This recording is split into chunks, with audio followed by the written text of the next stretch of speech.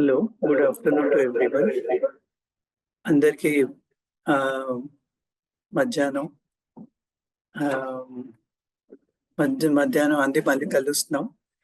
So in continuation to the previous morning session, and we have started the afternoon session of the same theme, water governance.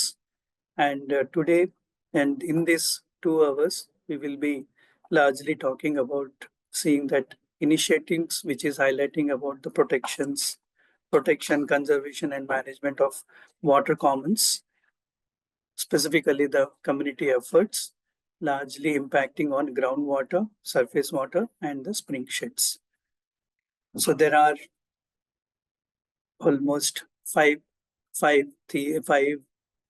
presenters are there, and they are coming from 3 from Andhra Pradesh, 1 from Karnataka, and 1 from Spanish. So if you see, largely in terms of the geographical situation, they are largely from the semi-arid as well as the semi-arid zones, and Andalusia, that is in Spain, which is in the southern part of the Spain, where the climate is also very arid. So moreover, and this Andalusia has a rivers that flow both the Atlantic as well as the Mediterranean. So if you see, largely in the contrast of all the presentations, here water is very critical, and what we know that how important water as such for any human beings, any livestock, all the biodiversity. So we will basically, I basically invite all the 5 presenters: J. Kristaya from AP, Veeramma from Karnataka, Sergio Couto, Andalusia, Spain, Prabhakar Reddy, Andhra Pradesh, G. Ramudu, Andhra Pradesh, for this community conference, in which we will be focusing on the how the efforts of community on conservation of water and really it affected to the larger community in terms of their benefits. So further, I request. So then first, the sequence wise are J. Kristaya, AP, in Andhra Pradesh, then Veeramma will join, then Sergio Couto, then Prabhakar Reddy and G. Ramudu. So this community conference, in the morning, we already had one session where the 5 presenters have presented. So now in continuation, another this 2 hour session, we will be largely focusing on further to the water governance. In terms of water governance, basically how communities and different partners in association, how they can protect the water bodies, resulting to their livelihoods, resulting to the stewardship, how the community's overall benefit is happening. So yeah, so what today, so ippudu varaku, so I'm little bit trying out to tell in people in Telugu are there also. So ippudu varaku morning session anta నీళ్ళు గురించి, నీళ్ళకి ఎలాగా కాపాడుకోవాలి, నీళ్ళకి నీటి యాజమాన్యం ఎంత ముఖ్యం ఒక గ్రామంకి, ఒక దేశంకి. నీళ్ళుంటే మన జీవనం ఉంటుంది. ఏమైనా జీవనం బాగుపడాలి అంటే నీళ్ళు ఎంత ముఖ్యం అందరికీ తెలుసు. సో నీళ్ళ గురించి కూడా ఈ తెల్లవారి ఒక సెషన్ జరిగింది. ఇప్పుడు సెషన్లోని ఒక ముగ్గురు అంటే పల్లె వాళ్ళు ఎలాగా వాళ్ళంతా కలిసి నీరు గురించి ఎలాగా కాపాడుకుంటున్నారు, నీళ్ళ గురించి వాళ్ళ జీవనం ఎలాగా ఎంత ఏమేమి కృషి చేశారు, దాని మీద ఇవాళ మాట్లాడుకుంటాం. దాంట్లోని 3 ప్రెజెంటేషన్స్ ఆంధ్రప్రదేశ్ నుంచి వస్తాయి. ఒకటి సెర్జియో కూటో స్పెయిన్ నుంచి, ఇంకొక ప్రెజెంటేషను కర్ణాటక నుంచి ఉంటుంది. సో మేము తెలుసుకుంటాం ఏమంటే ఇవంతా ప్రాంతంలోని నీళ్ళకి ఎంత ప్రాముఖ్యత ఉంది అండ్ నీళ్ళకి కాపాడుకోవడానికి ఒక పల్లె వాళ్ళని కొన్ని మంది ఎలా కలిసి అందరూ ఎగ్గట్టయి దాన్ని కాపాడుకుంటున్నారు. సో ఇప్పుడు ఫస్ట్ నేను I request J Krishnaiah from Andhra Pradesh, basically on the theme of local guardians, the people behind గోంచి system success. So నేను జే కృష్ణయ్య గారికి గోంచి సిస్టమ్ మీరు ఏది ఎలాగా ఎన్ని సంవత్సరాల నుంచి guardians the people behind గోంచి system success. So నేను జే కృష్ణయ్య గారికి గోంచి సిస్టమ్ మీరు ఏది ఎలాగా ఎన్ని సంవత్సరాల నుంచి guardians the people behind గోంచి system success. So నేను జే కృష్ణయ్య గారికి గోంచి సిస్టమ్ మీరు ఏది ఎలాగా ఎన్ని సంవత్సరాల నుంచి గార్డియన్స్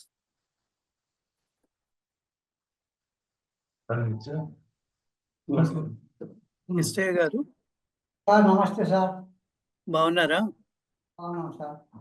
సో మీరు కొంచెం మీరు మా ఇక్కడ సుమారుగా ఎన్నో మంది గ్రామం నుంచి అందరూ కూడా మీకు చూస్తున్నారు.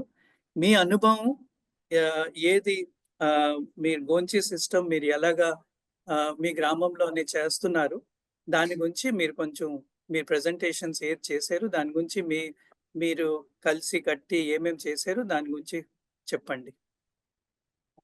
నమస్తే సార్. మాది అనంతపురం జిల్లా సార్.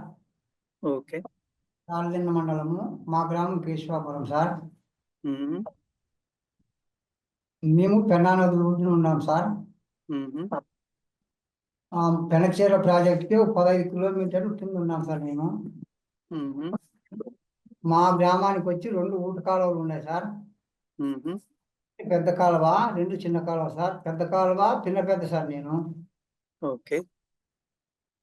అవి కాలువలు ఎప్పుడు పుట్టినాయో మా పురాతనలు మా పెద్దలకి ఎవరికి తెలియదు సార్. అవి మేమైతే చూడలే, మా పెద్దోళ్ళు ఎవరు చూసినారో అప్పటి నుంచి పెద్దోళ్ళు దాని మీద ఆధారపడి చేసుకుంటున్నాం సార్. ఓకే. మా గురించి ఎట్లంటే మా పెద్ద కాలువ కింద 250 ఎకరాలు 300 దాకా ఉన్నది సార్ భూమి. చిన్న కాలువ కింద ఒక 200 ఎకరాల దాకా ఉంది. పెద్ద కాలువలో 200-250 కుటుంబాల దాకా ఉన్నాము. చిన్న కాలువలో 150-200 కుటుంబాల దాకా ఉన్నాం సార్. మా గొంచి విషయం ఎట్లంటే అందరూ కలిసికట్టుగా పని చేసుకుంటాం సార్. ఓకే. ముందు మేము పిల్లలప్పుడు పాలు తీసుకొని పోయి పూటికి తీసుకుంటాను సార్. ఆ పూటికి తీసుకుంటా అంటే మేము ఎకరాకి 2 ఎకరాలకు ఒక మంచి ప్రకారము పూటికి తీసుకుంటాను సార్. మా విస్తీర్ణంలో ఎంతమంది ఉంటే అంతమంది పోవాలి సార్. ఓకే. అట్లా ఎవరైనా రాని ఏడల వాళ్ళకి కుంటని చేస్తాను సార్. ఓకే. అప్పుడు అవన్నీ 1 నెల 2 నెలలు మా మాగాని అయ్యే వరకు తొగినాక సమావేశం అయ్యి అంతా కలిసి ఇంతమంది కుంట్లు పన్నారు, ఎట్లా చేసుకుందాము అని చెప్పి మాట్లాడుకొని 10 మంది ఏ నిర్ణయం చేస్తే ఆ నిర్ణయానికి కట్టుబడి ఓ డేట్ ఇస్తాను సార్. వాళ్ళకి డబ్బులు కట్టేకి పలానా డేట్ కట్టాలని డేట్ ఇస్తారు. ఆ డేట్ కట్టని ఎడల వాళ్ళకి 100 రూపాయలు ఉంటే 200 రూపాయల ప్రకారం వసూలు చేస్తాం సార్. ఆ డేట్ కట్టుకోకుంటే. ఓకే. దానికి ఒక 2 నీళ్ళగట్లు పెట్టుకుంటాం సార్. ఒకటి పెట్టింటాము. ఓకే. ఎకరాకి 1 గంట ప్రకారము అన్ని ఎకరాలకి సమంగా పంచుకుంటూ పోతాం సార్ నీళ్లు.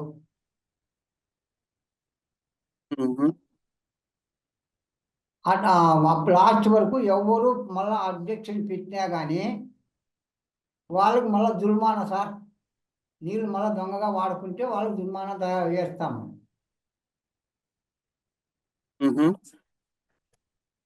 అవి రానుల కుంట్లు ఈ జుల్మానా వేసినవి అంతా కలుపుకొని ఉగాది అప్పుడు ఉమ్, ఉమ్, ఉగాది పండుగ వస్తే పప్పులు బెల్లం పంచుకుంటాము. మాలపుణ్యం వస్తే గంగమ్మ జాతర చేసుకుంటాను సార్. ఓకే ఇంతకుముందు ఓకే ఎవరు కానీ 10 మంది నిర్ణయాన్ని ధిక్కరించిన వాళ్ళు లేరు సార్. ఓకే కాబట్టి అవే మా గ్రామానికి జీవనాధారం, మా ఊటి కాలువలే సార్.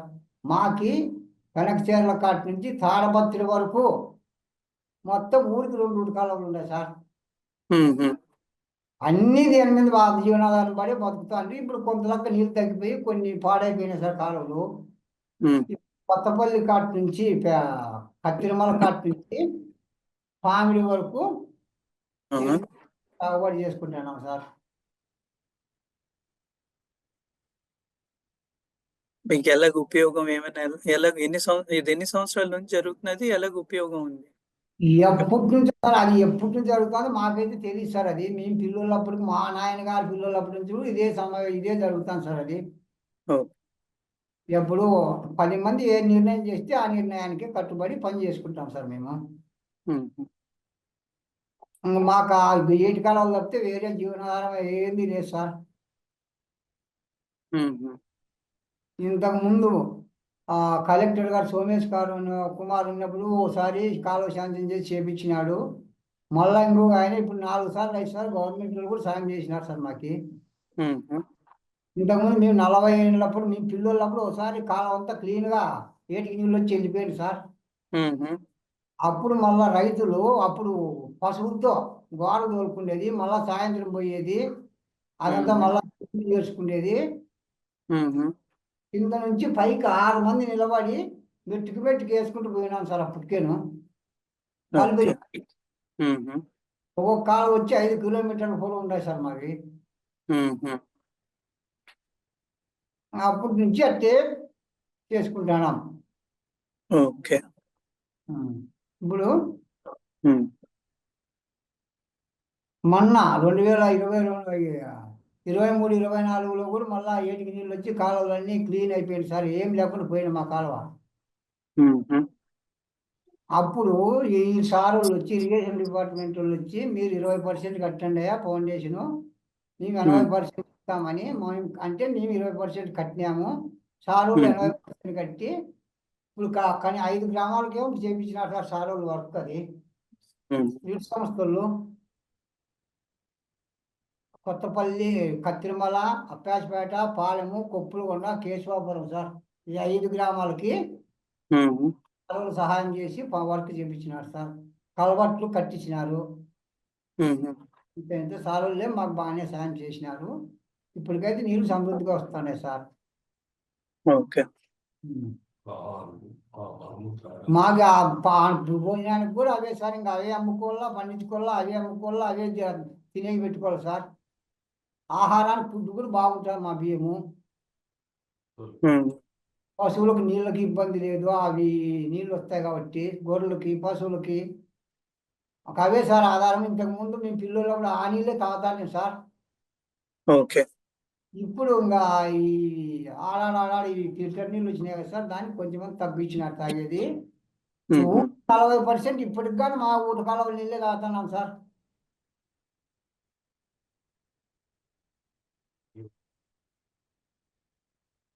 అయితే మీకు ఏం ఉపయోగం అవుతున్నది?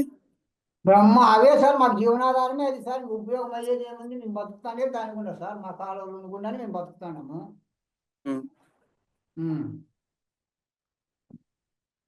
ఓకే. పంటలు కూడా అంతా దాని మీద ఆధారం ఉంది. అంతా గ్రామం అంతా దాని నుంచే సార్. ఎకరాకు 30 నుంచి 35 బస్తాలు పండుతాయి సార్. ఉమ్, ఉమ్, ఉమ్, దాంతో కొంచెం అమ్ముకునేది, ఉప్పు మిరపకాయ కిన్ని, మన బత్తానికి కిన్ని, మొత్తం సర్వేకి సమస్తం ఒక కాలువలు గుండా వచ్చిన ఆదాయమే సార్. పంటే మళ్ళలోదే.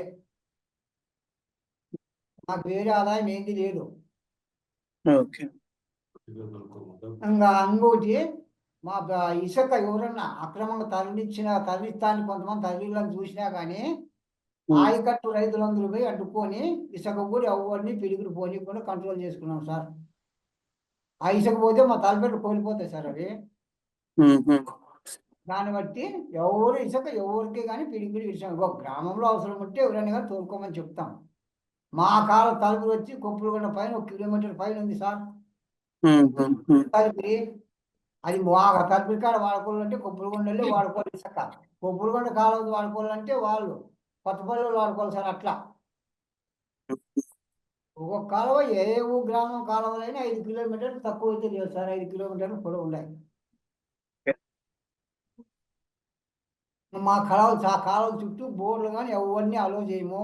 చుట్టూ 1 కిలోమీటర్ తలుపురికి వచ్చి 1 కిలోమీటర్ దూరం ఎవరిని బోర్ వేసినా వేయలేము సార్. మా పల్లెలు అన్నీ అంతే, ఏటిపల్లీలు అన్నీ. ఓకే, ఇంకేమైనా చెప్పాలన్నా? ఇంకా సార్ అదే సార్ మా జీవనాధారం ఉండేది అదేను. ఇంకా ఎవరైనా డబ్బులు కాలువ పోయినాక కుంట్లు కట్టాలి కదా సార్. దానివల్ల కుంటు వేస్తాం. 10 మంది సమావేశం అయ్యి కుంటు ఇంతని మాట్లాడుకొని ఓ రోజు దండోలు వేపిస్తాం. పలానా పోదు కట్టాలప్ప కుంట్లు. కానీ ఈ అతిక్రమించి ఎవరన్నా ఇది చేసి ఉంటాడు కదా, నీరు కట్టినో మంచిగా చెడ్డాడా, వాళ్ళకి జరిమానా వేసి ఉంటాం సార్. ఓకే, ఆ జరిమానాను కుంట్లు అన్ని పలానా డేట్ కట్టాలని చెప్పి డేట్ చెప్తాం. ఆ డేట్ లోపల కంపల్సరీ కడతారు సార్. 90% కట్టినారే కానీ ఎవరు కట్టుకోకుండా పోయిండేది లేదు. అట్లా అతిక్రమించినారనుకో, కట్టలేదంటే వాయిపకు వచ్చే నీళ్ళు ఇస్తాం సార్.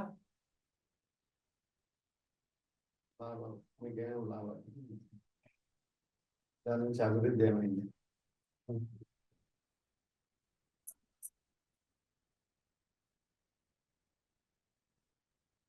సో యా,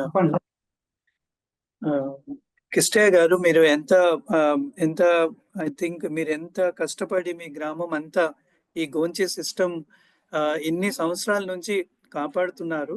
అండ్ మీకు ఇది మీ జీవనాధారం కూడా ఇది ముఖ్యం. అండ్ మీరు దాని నుంచే అంటే జీవనమే నీళ్ళు గ్రామం దగ్గరే ఉంది. అండ్ మీరు ఎన్ని సంవత్సరాల నుంచి కూడా ఇది కాపాడుతున్నారు. సో నేను అదే I just wanted I just share that Kristaya in their village, the Gonchi system is being protected from many years. Since their many generations they are protecting this Gonchi, and this is basically the in the upper ridge. The Gonchi is basically a big, it's basically constructed in the small basin type wherever, and from there the water comes to at the gravitational force at below down, where the farmers' lands is being irrigated in equitable distribution. It happens, and everything is managed by the community. And this system is called Gonchi, and there is one leader, and they have a committee, and they sit together, discuss, and all the villagers, their cultivation, basically they do the paddy. And what he was telling, that whole distance of the canal is minimum 5 kilometers. That is the distributing canal. Then it goes to the farmlands, and around 500 communities are dependent in this system. In terms of water, irrigation happens through the gravitational force, and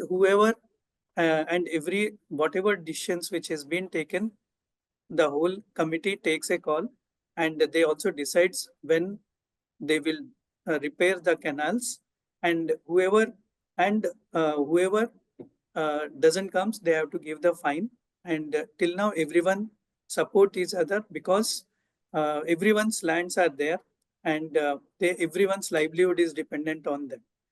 And they also put lot of social regulations, in which like no borewells has been dug in 1 kilometer distance of the Gonchi, and everyone has to come together during the day when they have decided by the Gonchi. And till now they have been following this system, and there are many villages in that nearby that mandals. They are following this practice. So this is the, I think, a very this is being done. This practice is done in the 4-5 mandals of the Anantapur, and which everyone knows Anantapur is a very semi-arid, and where rainfall is hardly 400 to 500 mm. So water is a very critical for the farmers and for the livelihoods of the villages. So క్లుప్తంగా నేను కిష్టయ్య గారు చెప్పాను. మీరు మీరు ఏమేమి చెప్పారు మళ్ళీ తర్వాత నేను మీకు అందరూ మీరు ఇదే లైన్ లో ఉండండి. మీరు అంటే నీళ్ళ గురించి ఎంత క్లుప్తంగా మీరు ఎలాగ చేస్తున్నారు, మీకు అందరూ కలిసి ఎలాగ నిర్ణయిస్తుంటారు, అది కొంచెం చెప్తే బాగుంటుంది. చెప్తాం సార్. ఇప్పుడు మాకి రాజకీయ ప్రమేయం ఏంది లేదు సార్. కాల విషయంలో భూస్వామి రాయకట్టు దారులు ఎంతమంది ఉన్నామో అంతమంది కూర్చొని పొదుపు సార్. నీళ్ళు అయితే ఎకరాకు ఒక్క అంటే అది బాగా చిన్నోడులే పెద్దోళ్ళు లేదు సార్. కంట్రోల్ అది గంటకి ఎకరాకు 1 గంట ప్రకారం వదులుకుంటూ పోతాం సార్. 2 మనుషులు పెట్టింటాం నీళ్ళు వదిలేకి, నైట్ పగులు వాళ్ళు. అట్లా లాస్ట్ 250 ఎకరాలు 300 ఎకరాలు పారే వరకు పైనోడు ఇంకో నీళ్ళు ముట్టుకోకూడదు సార్. లాస్ట్ వరకు పోరా నీళ్ళు. అట్లా పోనీకుండా ఎవరైనా అడ్డం పడితే వాళ్ళకి జుల్మానేస్తాం సార్. సో ఇది ముందు నుంచి ఇది నిర్ణయించుకుని ఉంది. మా పెద్దోళ్ళ కాలం నుంచి జరుగుతానే సార్. అదే అనుసరిస్తాను మేము కానీ. So I have asked one question to Kistaya ji, that how they regulate the water in this system. They tell like for 1 acre of land, paddy irrigation, they irrigate for 1 hour. They give the time for water release, and like that they will continue for all the farmers, and all the farmers till the last. Then the second acre of each farmers will be started doing. I think this system they have been doing from many years, and still now also they are doing. So Kistaya garu మీకు చెప్పండి. అదే కిష్టయ్య గారు, మీకు ఇంకా మీ పక్కన ఎన్ని మంది మీ గురించి స్నేహితులు ఎవరెవరు ఉన్నారు, మీరు లైన్ లో ఉండండి. మీ ప్రెజెంటేషన్ అందరూ చూస్తున్నాము. ఇంకా నలుగురు మంది ఉన్నారు. అందరిది అయిన తర్వాత మీకు ఏమైనా అడిగితే మీ క్వశ్చన్లు కూడా ఆన్సర్ ఇవ్వండి. చెప్పండి ఏం చెప్తున్నారు. ఇంతకు ముందు సార్ 10 ఏళ్ల కిందటే గవర్నమెంట్ వాళ్ళు తాగడానికి నీళ్లు కండబోలని చెప్పి అక్కడ గుంటకలు కండబోలని వచ్చింది సార్. కత్తిమల స్టంపు ఎంత పెడతామని, తాగడానికి వాటర్ కావాలని. మా వెనక చాలా ఈ పప్పులు కనుక నుంచి ఈడ వంకరేజ్ కాలువ కాడి మొత్తం 7 కాలువలందరూ పోయి వాళ్ళని మల్లగొట్టినాం సార్. కండబోనిలే నీళ్ళు అక్కడ కనపోతే మాకు కాలువలకి నీళ్లు రావు, ఇబ్బంది అవుతుందని చెప్పి బంద్ చేసినాం. సో మళ్ళీ వాళ్ళు ఆ ప్రాజెక్ట్ పోయి పెనకచేరు డ్యామ్ నుంచి తీసుకుపోయినారు సార్. నీళ్లు తీసుకుపోనీకుంటే అంత గట్టిగా ఉండే మా పల్లెల్లో ఈ కొంచెం system sir. So one of the thing what Kistaya ji has told is that 15 years back there are people have come for drinking water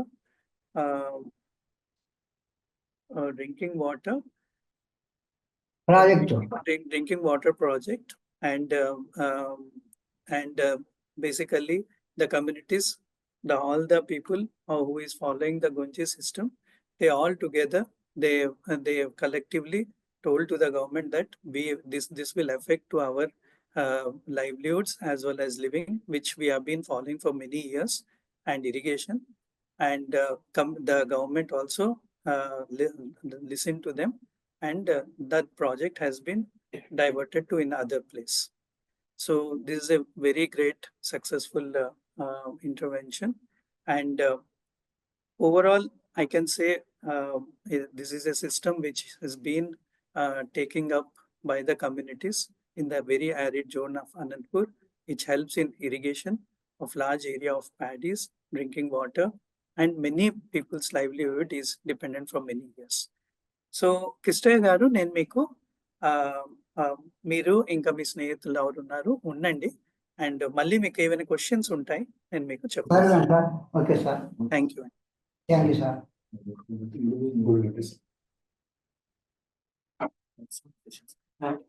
So I request,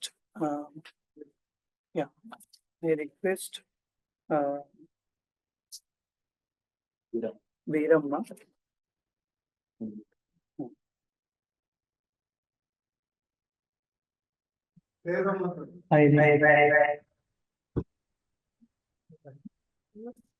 Veeramma గారు,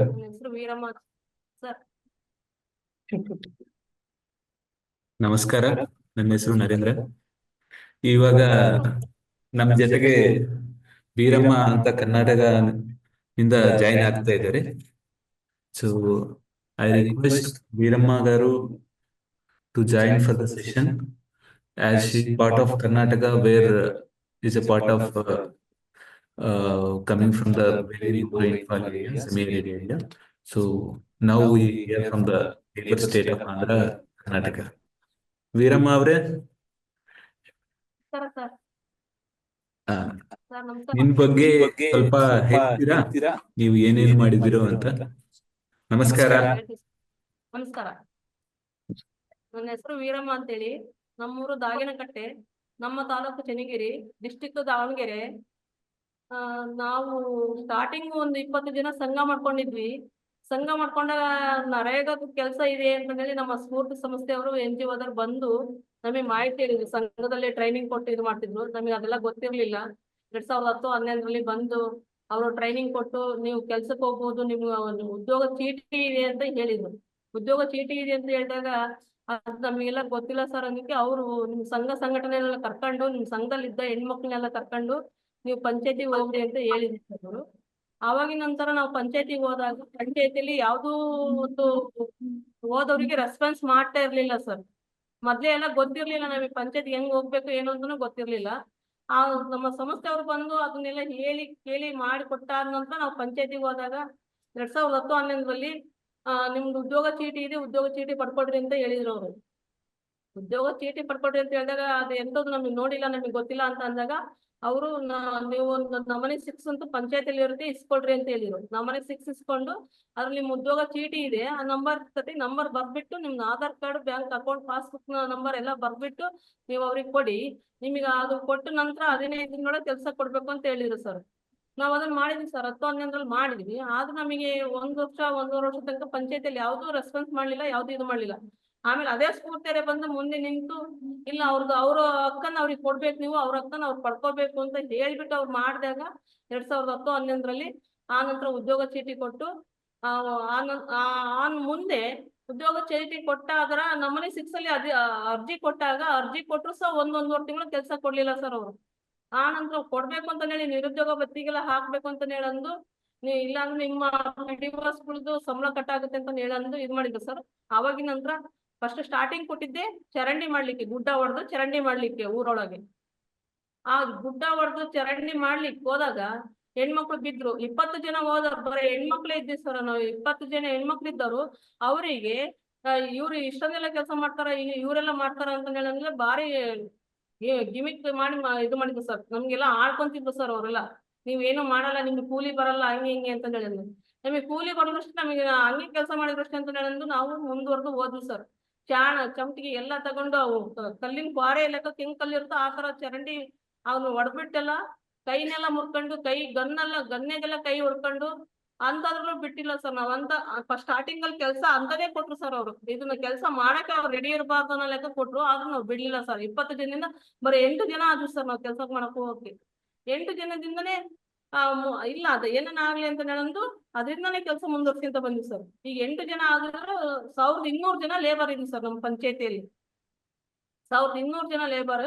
ಸ್ಟಾರ್ಟಿಂಗ್ ಚರಂಡಿ ಮಾಡಿದ್ವಿ, ಆಮೇಲೆ ರೋಡ್ ಮಾಡಿದ್ವಿ, ನೆಕ್ಸ್ಟ್ ನಂತರ ಕೆರೆ ಉಳೆತ್ತಿದ್ವಿ. ಕೆರೆ ಹೂಳ ಎತ್ತಿದ ನಂತರ ಸರ್ ನಮಗೆ ಉದ್ಯೋಗ ಖಾತ್ರಿ ಲೆಕ್ಕದಲ್ಲಿ ಏನು ಅಂತ ಗೊತ್ತಾಗಿದ್ದು. ಊರಿನ ಅಭಿವೃದ್ಧಿಗೆ ಊರಲ್ಲಿ ನೀರ್ ಹೆಂಗೆ ಇರ್ಬೇಕು ಏನು ಅನ್ನೋ ಲೆಕ್ಕ ನಮ್ಮೂರಲ್ಲಿ ಬಾರಿ ತುಂಬಾ ಕಷ್ಟ ನೀರಿಂದು. ನೀರೇ ಇರ್ತಿರ್ಲಿಲ್ಲ ಸರ್. ಈ ಉದ್ಯೋಗ ಖಾತ್ರಿ ಕೆರೆ ಹೂಳು ಎತ್ತಿದ್ಮೇಲೆ ಮಳೆ ಬಂದು ಕೆರೆ ಕಟ್ಟೆ ಎಲ್ಲ ತುಂಬಿಕೊಂಡು ಆ ನಂತರ ರೈತರುಗಳಿಗೆಲ್ಲ ಅನುಕೂಲ ಆಯ್ತು ಸರ್, ತೋಟದವ್ರಿಗೆ ಅವ್ರಿಗೆಲ್ಲ. ಆದ್ರೆ ರೈತರು ಎಲ್ಲರೂ ಸಹ ಊರಲ್ಲಿ ಹೇಳಿದ್ರು, ನೀವು ಮಾಡಿರೋ ಕೆಲಸ ಚೆನ್ನಾಗಿದೆ, ಚೆನ್ನಾಗಿ ಮಾಡ್ಕೊಂತ ಹೋಗ್ತಿದ್ದೀರಾ, ಇದನ್ನೇ ಮಾಡ್ರಿ, ಹೆಂಗು ನೀರು ನಮ್ಮೂರಲ್ಲೂ ನೀರ್ ಇದೆ ಅನ್ನೋ ಲೆಕ್ಕ ಗೊತ್ತಾಗುತ್ತೆ ಅಂತ ಹೇಳಂದು ಮಾಡಿದಾಗ ಸರ್ ನಾವು ಅದನ್ನ ಮಾಡ್ಕೊಂತ ಬಂದ್ವಿ. ಆ ನಂತರ ಮಾಡ್ಕೊಂತ ಬಂದ ನಂತರ ಒಂದು ಫಾರೆಸ್ಟ್ ಇಲಾಖೆ ಗುಡ್ಡದಲ್ಲಿ ಹೋಗಿ ಟ್ರಂಚ್ ಕಮ್ ಬಂಡಿ ಮಾಡ್ಬೇಕು ಅಂತ ಕೆಲಸ ಇರ್ಲಿಲ್ಲ ನಮ್ಮೂರಲ್ಲಿ. ಅದನ್ನ ಫಾರೆಸ್ಟ್ ಇಲಾಖೆಗೆ ಹೋಗಿ ಟ್ರಂಚ್ ಕಮ್ ಬಂಡಿ ಮಾಡ್ಲಿಕ್ಕೆ ಅಂತ ಹೇಳಿ ಆಕ್ಷನ್ ಪ್ಲಾನ್ ಅದನ್ನೆಲ್ಲ ಹೋಗಿ ಕೊಟ್ಟು ಬಂದ್ರು ಸರ್ ಪಂಚಾಯತಿಯವರು. ಅವ್ರು ಕೊಟ್ಟ ನಂತರ ನಮಗೆ ಗುಡ್ಡದಲ್ಲಿ ಫಾರೆಸ್ಟ್ ಇಲಾಖೆಯಲ್ಲಿ ಕೆಲಸ ಕೊಟ್ಟರು ಸರ್. ಫಾರೆಸ್ಟ್ ಇಲಾಖೆಯಲ್ಲಿ ಕೆಲ್ಸಕ್ಕೆ ಹೋದಾಗ ಟ್ರಂಚ್ ಕಮ್ ಬಂಡ್ ಅಂತ ಹೇಳಿ ಗುಂಡಿ ತೋಡಿ ಮಾಡ್ತಿದ್ವಿ ಸರ್. ಒಬ್ಬ ಮನುಷ್ಯನಿಗೆ 11 ಅಡಿ ಉದ್ದ, 2 ಅಡಿ ಅಗಲ, 2 ಅಡಿ ಆಳ ಲೆಕ್ಕಕ್ಕೆ ಕೊಡ್ತಿದ್ವಿ ಸರ್ ಕೆಲ್ಸನ. ಅಂತದ್ರಲ್ಲೇ ಮಾಡಿ ಬಂದ್ವಿ ಸರ್ ನಾವು. ಆ ಮಾಡಿ ಬಂದ ನಂತರ ಮಳೆ ಬಂದ್ಮೇಲೆ ಆ ಗುಂಡಿಗಳೆಲ್ಲ ನೀರು ತುಂಬಿ ಮೇಲೆಲ್ಲ ಹರಿದೋಗಿದ್ವಿ ಸರ್. ಮೇಲೆಲ್ಲ ಹರಿದೋಗಿ ನಂತರ ರೈತರುಗಳು ತೋಟದವ್ರು ಅಕ್ಕಪಕ್ಕ ತೋಟದವರೆಲ್ಲ ಬಹಳ ಖುಷಿ ಪಟ್ರು ಸರ್. ನಮ್ಗೆ ಒಳ್ಳೆ ಕೆಲಸ ಮಾಡಿದ್ರ, ಒಳ್ಳೆ ಇದು ಮಾಡಿದಿರಾ, ಇಂಥ ಕೆಲಸನೇ ಮಾಡ್ಕೊಂತೀರಿ ನೀವು, ಉದ್ಯೋಗ ಖಾತ್ರಿಯಲ್ಲಿ ಇಂಥ ಕೆಲಸನೇ ಮಾಡ್ಬೇಕು ಅಂದ್ವಿ. ಅದು ಉದ್ಯೋಗ ಖಾತ್ರಿ ಬಂದ ಮೇಲೆ ಸರ್ ಹೆಣ್ಮಕ್ಳಿಗೆ ತುಂಬಾ ಒಂಥರ ಅನುಕೂಲ ಆಗಿದೆ ಸರ್. ಬಡವ್ರ ಬಗ್ಗರಿಗೆಲ್ಲ ಅನುಕೂಲ ಆಗಿದೆ ಸರ್. ಅಂದ್ರೆ ಅಂತರಿ ಆ ಕೆಲಸನೇ ಬೇಕು ನಮಗೆ, ಉದ್ಯೋಗ ಖಾತ್ರಿ ಇರ್ಬೇಕು ಅಂತ ಹೇಳಿ ನಮ್ಮಲ್ಲಿ ಹೆಣ್ಮಕ್ಳೆಲ್ಲ ಹೇಳ್ತಿದ್ದಾರೆ ಸರ್. ಅಂದ್ರೆ ನಮ್ಮಲ್ಲಿ ಹೆಣ್ಮಕ್ಳೇ ಜಾಸ್ತಿ ಸರ್ ಬರೋದು, ಉದ್ಯೋಗ ಖಾತ್ರಿಯಲ್ಲಿ ಹೆಣ್ಮಕ್ಳೇ ಜಾಸ್ತಿ ಬರೋದು. ಅಂದ್ರೆ ಗಂಡು ಹೆಣ್ಣು ಸಮಾನತೆ ಕೂಲಿ ಇರ್ಬೋದು, ಗಂಡು ಹೆಣ್ಣು ಲೆಕ್ಕದಲ್ಲಿ ಕೆಲಸ ಮಾಡ್ಬೇಕು ಅಂತಾರೆ. ಆದ್ರೆ ಇರೋದು ನಮ್ಮಲ್ಲಿ ಹೆಣ್ಮಕ್ಳು ಜಾಸ್ತಿ. ಅವ್ರೊಬ್ರೇ ಆಹಾರ ಹಾಕಿಂದ ಅವ್ರೊಬ್ರೇ ಮಣ್ಣು ತಕೊಂಡ್ ಅವ್ರೊಬ್ರೇ ಮಾಡ್ತಾರೆ ಸರ್ ಲೆಕ್ಕಕ್ಕೆ ಎಲ್ಲ. ಈ ತರ ಮಾಡ್ಕೊಂತಿರೋದ್ರಿಂದ ನರೇಗಾ ಇರೋದ್ರಿಂದ ನಮಗೆ ತುಂಬಾ ಅನುಕೂಲ ಆಗಿದೆ ಸರ್. ಇದು ಯಾವುದೇ ಕಾರಣಕ್ಕೂ ಇದಾಗಬಾರ್ದು ಸರ್. ಒಬ್ಬ ಮಾನವನಿಗೆ ಈಗ ಒಂದು ಕುಟುಂಬಕ್ಕೆ 100 ದಿನ ಕೊಟ್ಟಿದ್ದಲ್ಲ, ಒಬ್ಬ ಮಾನವನಿಗೆ 100 ದಿನ ಕೊಟ್ಟರು ಭಾರಿ ಅನುಕೂಲ ಆಗುತ್ತೆ ಸರ್. ಇದು ಒಂದು ಕುಟುಂಬದಲ್ಲಿ 4 ದಿನ ಇರ್ತಾರೆ ಅಂದಾಗ 25 ದಿನ ಬಂದ್ರು ಅಂದ್ರೆ 3 ದಿನ ಮುಗಿದೋಗುತ್ತೆ ಸರ್. ನಮಗೆ ಮತ್ತೆ ಏನು ಕೆಲಸ ಇಲ್ಲ ಅಂತಂದ್ರೆ ನಮ್ಮ ಕೂಲಿ ಕಾರ್ಮಿಕರು ನಮ್ಮನ್ನು ಕೇಳ್ತಿರ್ತಾರೆ ಸರ್. ಆ ಲೆಕ್ಕದಲ್ಲಿ ನಮ್ಮ ಕೂಲಿ ಕಾರ್ಮಿಕರು ಕೂಲಿ ಕಾರ್ಮಿಕರಿಗೆ ಮಾನವ ದಿನ ಹೆಚ್ಚಿಗೆ ಆದಂಗ್ ಮಾಡ್ರಿ, ಹೇಳ್ರಿ, ಕೇಳ್ರಿ ಅಂತ ನಮ್ಗೆ ನಮ್ಮ ಲೇಬರ್ ಎಲ್ಲ ಹೇಳ್ತಾರೆ ಸರ್. ಹಂಗಾಗಿ ಈ ಟ್ರಂಚ್ ಕಮ್ ಬಂಡ್ ಮಾಡಿರೋದ್ರಿಂದ ರೈತರುಗಳಿಗೂ ಅನುಕೂಲ, ಬೋರ್ವೆಲ್ಗಳಿಗೂ ರೀಚಾರ್ಜ್ ಆಗಿದೆ ಸರ್. ಬೋರ್ವೆಲ್ನವರೆಲ್ಲ ಖುಷಿ ಪಡ್ತಿದ್ದಾರೆ ತೋಟದವರೆಲ್ಲ. ನಮಗೆ ನ್ಯಾಷನಲ್ ಅವಾರ್ಡ್ ಸರ್ 2022ರಲ್ಲಿ ನ್ಯಾಷನಲ್ ಅವಾರ್ಡ್ ಕೊಟ್ಟಿದ್ದಾರೆ, ವಾಟರ್ ವಾರಿಯರ್ ಅಂತ ಹೇಳಂದು. ಆ ಲೆಕ್ಕದಲ್ಲಿ ನನಗೆ ರಾಷ್ಟ್ರಪತಿ ಅವಾರ್ಡ್ ಕೊಟ್ಟಿದ್ದಾರೆ ಸರ್. ನನಗೆ ಈಗಿರೋದ್ರಿಂದ ನಮಗೆ ಉದ್ಯೋಗ ಖಾತ್ರಿ ಬೇಕೇ ಬೇಕು ಸರ್. ಲೆಕ್ಕದಲ್ಲಿ ಒಬ್ಬ ಮಾನವ 100 ದಿನ ಬೇಕು ಅಂದ್ರೆ ಕೂಲಿ ಸ್ವಲ್ಪ ಹೆಚ್ಚಿಗೆ ಆಗ್ಬೇಕಾಗುತ್ತೆ. ಈಗಿನ ರೈತರುಗಳು ಮಾಡೋ ಇದಕ್ಕೆ ಏನು ಇರಲ್ಲ ಅನ್ನೋ ಲೆಕ್ಕ ಇರುತ್ತೆ, ಎಲ್ಲ ಕೊಂಡು ತಿನ್ನೋದೇ ಇರುತ್ತಲ್ಲ. ಕೊಂಡು ತಿನ್ನೋದ್ರಿಂದ ಏನು ಆಗಲ್ಲ ಸರ್. ಹಂಗಾಗಿ ನಮಗೆ ಇದು ಒಂದು ರಿಕ್ವೆಸ್ಟ್ ಮಾಡ್ಕೊಂತೀವಿ ಸರ್. ನಾವು ಸಂಘಟನೆಯಿಂದ ಲೆಕ್ಕದಲ್ಲಿ ರಿಕ್ವೆಸ್ಟ್ ಮಾಡ್ಕೊಂತೀವಿ ಸರ್. ಒಬ್ಬ ಮಾನವನಿಗೆ 100 ದಿನ ಕೂಲಿ 500 ರೂಪಾಯಿ ಲೆಕ್ಕ ಹೇಳ್ತಿದ್ವಿ ಸರ್ ನಾವು ಲೆಕ್ಕದಲ್ಲಿ. ಈಗ 500 ರೂಪಾಯಿ ಕೂಲಿ ಬಂದ್ರೆ ಏನು ಬರಲ್ಲ ಲೆಕ್ಕದಲ್ಲಿ, ಆದ್ರೂ ಅದ್ರಲ್ಲೇ ನಿಭಾಯಿಸ್ಕೊಂಡು ಹೋಗ್ಬೇಕು ಅಂತ ಲೆಕ್ಕ ಆಗುತ್ತೆ. ಅಂದ್ರೆ ಗಂಧದ ಮಟ್ಟಿ ಅಂತಂದೇಳಿ ಸಸಿಗಳು ಹಾಕಿದ್ವಿ ಸರ್. ಒಂದು ಫಸ್ಟ್ ಸ್ಟಾರ್ಟಿಂಗ್ ಒಂದು 21,000 ಸಸಿ ಹಾಕಿದ್ವಿ ಸರ್ ನಾವು. ಸ್ಟಾರ್ಟಿಂಗ್ ಅಂದ್ರೆ ಫಸ್ಟಿಗೆಲ್ಲ ಬೆಂಗಾಡ್ ಆಗಿತ್ತು ಗುಡ್ಡ, ಈಗೆಲ್ಲ ಹಸಿರು ಇದೆ ಸರ್. ಗಿಡ ಗಂಟೆ ಎಲ್ಲ ನಾವು ಹಾಕಿರೋ ಗಿಡಗಳೆಲ್ಲ ಬೆಳೆದಿದ್ದಾವೆ. ಮೊನ್ನೆ ಆಗಸ್ಟ್ ತಿಂಗಳಲ್ಲಿ ಒಂದು 10,000 ಗಿಡ ಹಾಕಿದ್ವಿ ಸರ್. ಮತ್ತೆ ಗಿಡಗಳೆಲ್ಲ ಹತ್ತಂತ ಬರ್ತಿದ್ವಿ. ಕಾಡು ಪ್ರಾಣಿಗಳಿಗೆ ಅವಕ್ಕೆಲ್ಲ ಅನುಕೂಲ ಆಗ್ಲಿ, ಮನುಷ್ಯನಿಗೂ ಅನುಕೂಲ ಆಗ್ಲಿ ಅನ್ನೋ ಲೆಕ್ಕಕ್ಕೆ ಮಾಡ್ತಿದ್ವಿ ಸರ್. ಅಂದ್ರೆ ಕೂಲಿ ಕಾರ್ಮಿಕರು ಇದ್ದವರೆಲ್ಲ ಅದು ಹಣ್ಣು ಬೆಳೆದಾಗ ಅದನ್ನ ತಗೊಂಬಂದು ಮಾರ್ಕೆಟಿಗೆ ಒಯ್ದು ಮಾರ್ಕೊಂಡು ಜೀವನ ಮಾಡ್ಬೋದು ಅನ್ನೋ ಲೆಕ್ಕಕ್ಕೂ ಮಾಡ್ತಿದ್ವಿ ಸರ್ ನಾವು ಲೆಕ್ಕದಲ್ಲಿ. ಈ ಲೆಕ್ಕಕ್ಕೆಲ್ಲ ಇದೆ ಸರ್ ನಮ್ದು. ಹಂಗಾಗಿರೋದ್ರಿಂದ ಒಟ್ಟು ಒಬ್ಬ ಮಾನವನಿಗೆ 100 ದಿನ ಕೆಲಸ, 500 ರೂಪಾಯಿ ಕೂಲಿ ಅಂತ ಲೆಕ್ಕಕ್ಕೆ ನಾವು ಇಟ್ಟಿದ್ವಿ ಸರ್ ಲೆಕ್ಕ ಬೇಡಿಕೆನ. ಆ ಬೇಡಿಕೆ ಅಂತಾನೆ ನೆರವೇರಿಸೋ ಅಂತ ಲೆಕ್ಕ ಮಾಡ್ಬೇಕು. ಅಂದ್ರೆ ವರ್ಷಕ್ಕೆ 100 ದಿನ ಅಂತ ಕೊಡ್ತಾರಲ್ಲ, ವರ್ಷಕ್ಕೆ 100 ದಿನನೇ ಕೊಡ್ಲಿ, ಒಬ್ಬ ಮಾನವನಿಗೆ 100 ದಿನ ಕೊಡ್ಲಿ. ಇಲ್ಲ ಅಂದ್ರೆ ಇಡೀ ವರ್ಷ ತನಕ ನಮಗೆ ಕೆಲಸ ಕೊಡೋಕೆ ಸರಿ ಇರುತ್ತೆ. ಅಂದ್ರೆ ಎಲ್ಲಾ ಕೂಲಿ ಮಾಡ್ಕೊಂಡು ತಿನ್ನೋರೇ ಇದ್ದಾರೆ ಸರ್. ಬರೀ 100 ದಿನ ಲೆಕ್ಕಕ್ಕೆ ಆಗಲ್ಲ ಸರ್. ಈಗ ಒಬ್ರು ಒಂದಕ್ಕೆ ತರ್ಬೇಕಾಗುತ್ತೆ. ಗಂಡ್ಮಕ್ಳು ಇದ್ದಾರೆ ಅಂದ್ರೆ ತರ್ತಾರೆ, ಹೆಣ್ಮಕ್ಳು ಇದ್ದವ್ರು ಜೀವನ ಮಾಡ್ಲಿಕ್ಕೆ ಆಗಲ್ಲ ಸರ್. ಲೆಕ್ಕಲ್ಲಿ ಇರೋದೇ ಹೆಚ್ಚಿಗೆ ಹೆಣ್ಮಕ್ಳೇ ಸರ್. ಹೆಣ್ಮಕ್ಳು ಕೆಲ್ಸಕ್ಕೆ ಯಾವಾಗ ಹೋಗೋಣ ಅಂತಾನೆ ಹೇಳ್ತಾನೆ ಇರ್ತಾರೆ ಸರ್ ಲೆಕ್ಕಲ್ಲಿ. ನಮ್ಮ ಪಂಚಾಯತಿಯಲ್ಲಿ ಒಂದು ವರ್ಷಕ್ಕೆ 50 ರಿಂದ 60 ಲಕ್ಷ ಲೆಕ್ಕಕ್ಕೆ ಆಗುತ್ತೆ ಸರ್. ಅಂದ್ರೆ 1 ಕೋಟಿ ಲೆಕ್ಕಕ್ಕೆ ಹತ್ತತ್ರ ಆಗುತ್ತೆ ಸರ್ ನಮ್ಮ ಪಂಚಾಯತಿ ಲೆಕ್ಕದಲ್ಲಿ ಕೆಲಸ ಆಗ್ತಿರೋದೆಲ್ಲ. ಕೂಲಿ ಕಾರ್ಮಿಕರು ಅದೆಲ್ಲ ಸೇರ್ಕೊಂಡು ಇದೆ ಸರ್. ಅಂದ್ರೆ 1200 ಜನ ಕೂಲಿ ಕಾರ್ಮಿಕರು ಇದೀವಿ ನಮ್ಮ ಪಂಚಾಯತಿಯಲ್ಲಿ ಎಲ್ಲ. ಎರಡಹಳ್ಳಿಯಿಂದ ಒಂದೇ ಪಂಚಾಯತಿ ಆ ಲೆಕ್ಕದಲ್ಲಿದೆ. ಓಕೆ. ಈಗ ನಮಗೆ ಅವಾರ್ಡ್ ತಗೊಂಬಂದಿದ್ದು ಯಾವ ಇದರಿಂದ ಅಂದ್ರೆ ಯಾವ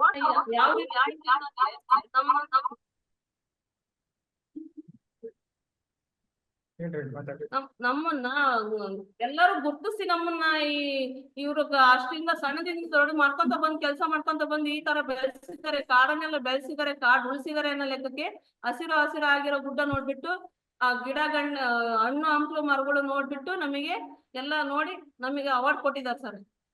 ವಾಟರ್ ವಾರಿಯರ್ ಅಂತಂದು ಹೇಳಂದ್ರೆ ನಮಗೆ ಅವಾರ್ಡ್ ಕೊಟ್ಟಿರೋದು. ಮತ್ತೆ 400 ಅಡಿ ಬೋರ್ ಹೊಡ್ಸಿದ್ರು ನೀರ್ ಬರ್ತಿರ್ಲಿಲ್ಲ. ಈಗ 100-150 ಅಡಿಗೆ ನೀರ್ ಬರ್ತಾ ಇದೆ ಸರ್ ಲೆಕ್ಕದಲ್ಲಿ. ಬೋರ್ವೆಲ್ ಲೆಕ್ಕದಲ್ಲಿ ತೋಟದಾರ ಅದಕ್ಕೆ ಅವರೇ ಖುಷಿ ಪಡ್ತಿದ್ದಾರೆ. ನೀವು ಮಾಡಿರೋ ಕೆಲಸ ಚೆನ್ನಾಗಿದೆ, ಚೆನ್ನಾಗ್ ಮಾಡಿದೀರಾ, ನೀವು ಹಿಂಗೆ ಮಾಡ್ಕೊಂತ ಹೋದ್ ಕೆಲಸನ ಅಂತ ಹೇಳ್ತಿದ್ದಾರೆ ಸರ್. ನಮ್ಮ ಊರ್ನವ್ರು ಗ್ರಾಮಸ್ಥರು ನರೇಗಾ ಬಂದಿರೋದ್ರಿಂದ ಯಾರು ಬಡವ್ರು ಆಗೋದ್ ಬೇಡ, ಎಲ್ಲರೂ ಒಂದ್ ಲೆಕ್ಕಕ್ಕೆ ಇರ್ರಿ ಅನ್ನೋ ಲೆಕ್ಕಕ್ಕೆ ಹೇಳ್ತಿದ್ದಾರೆ ಊರಿನ ಗ್ರಾಮಸ್ಥರು. ನರೇಗಾ ಬಂದು ಒಳ್ಳೇದ್ ಮಾಡಿದ್ ನಿಮ್ಗೆ ಅಂತ ಹೇಳ್ತಿದ್ದಾರೆ ಸರ್ ಲೆಕ್ಕದಲ್ಲಿ.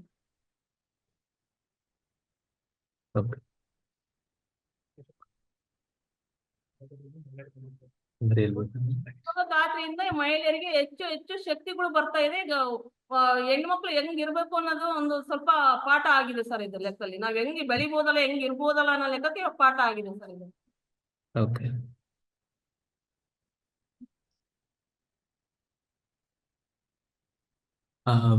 ವೀರಮ್ಮ ಅವರೇ, ಜಾಸ್ತಿ ಚೆನ್ನಾಗಿ ಹೇಳ್ಕೊಂಡಿದ್ರು. ನೀವು ಒಂದೊಬ್ಬರಿಗೆ ಮನುಷ್ಯಗೆ 100 ದಿನ ಕೊಡ್ಬೇಕು ಅಂತ ಹೇಳ್ತಾ ಇದ್ರು, ಅದು ಚೆನ್ನಾದ ವಿಷಯ. ಅಲ್ಲಿ ಕೃಷ್ಣಪ್ಪ ಸಾರ್ ಅಂತ ಇದ್ರಲ್ವಾ, ಅವರು ಸ್ವಲ್ಪ ಇಂಗ್ಲಿಷ್ ಅಲ್ಲಿ ಸಮರಿ ಕೊಡ್ತೀರಾ ಸರ್? ಹಾ, Krishnappa sir. Yes, sir. I will. Yes, sir. Provide, sir. Actually, Veerama belongs to Daginkatta Gram Panchayat of Davangere district. They started working the year of 2009, and they started in the year of 2009 only they came to know about the MGNREJ work form number 6 and how to submit the application to the Gram Panchayat. So such kind of things they came to know in the year of 2009. So they started visiting Panchayat and asking the form number 6 applications in the Panchayat and all. So when they initiated the submitting the application in the 2009, so they got the work in the hill station to break the hill and make a line for the water flowing. So during that time, they were the 20 women were started the work in MGNREJ under the Daginkatta Gram Panchayat. So when they gave the work of like digging work and breaking the stone work, from the number 22 it reduced to 8. So because the hand becomes full blood, because the blood was bleeding hands, so there a lot of struggles were had in the while getting the job. The Panchayat has decided that will not give the work to under the MGNREJ to women, especially like women will not work in the field of MGNREJ. So they thought that, and they gave the difficult task to the women, those who approached to the Gram Panchayat. So when the women were not accepted the failure, they struggled and they succeeded in their work. Then they decided these women will not listen, they will work in the MGNREJ. So as she was sharing, now the batch was from 8 to the 1480. So the number was rapidly increased, and all the way were working in the grass. Mainly they worked on commons. That is the impact they could see. We can see in the field, they worked on commons. Like in the tanks development and the forest development, commons development, they did so many planting. As she was saying, 21,000 she started doing the plantation in the hill stations. Now recently in the last year, in the last 2 months ago, they were planted 10,000 plants again in the same. So now before that the water is around 400 feet. We have to do the borewell for getting the waters. Now it's around 100 to 150 meters they are getting the water, groundwater. So that is a more impact, and moreover in the village it's become a greenery. She was saying that when before starting work, no, it's fully, there is no plant. It is like a even for the grazing also it's not used. Now when they were started plantation, no? So from the income of the hill station now, like fruits, and that depends on the commons, they're plucking the fruits and taking the benefits of the commons, and they're selling the products in the outside, and they're getting the income from that too also. And I think they have made one human-made tank in the panchayat, and in the whole year the water will be stocked in the same panchayat. If it is in the district, any other talukas or any other blocks or villages, there is no, so like the lack of water and they are suffering for the water, but the particular panchayat will not undergo that particular situations. That is the major impact. And surround now, recently we had a meeting there, she was saying that the animals were started coming in the hill stations. Before there was no animals. Now the animals, as they know, the village people were saying that because of the MGNREGA work, we are getting increment in the crops. The grass improve in the crops. So the water level is increased. So by considering the work of Veeramma, the leadership of Veeramma, the president of like India will recognize her, and they awarded as a water warrior. Recently, she has received that.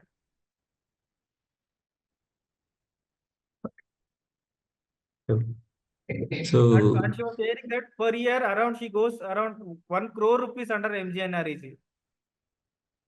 oh, so ತುಂಬಾ ಚೆನ್ನಾಗಿದೆ sir. ನಿಮ್ಮ ಕಷ್ಟಪಟ್ಟು ಹೇಳ್ಬಿಡ್ತೀನಿ, ಯಾಕಂದ್ರೆ ಎಲ್ಲರೂ ಇದ್ದಾರೆ ಇಲ್ಲಿ. So as Veeramma is engaging with the multiple stakeholders when they were very inoperative or insupportive to take care of the Narega work, as women are not able to do, or the work will not allocate.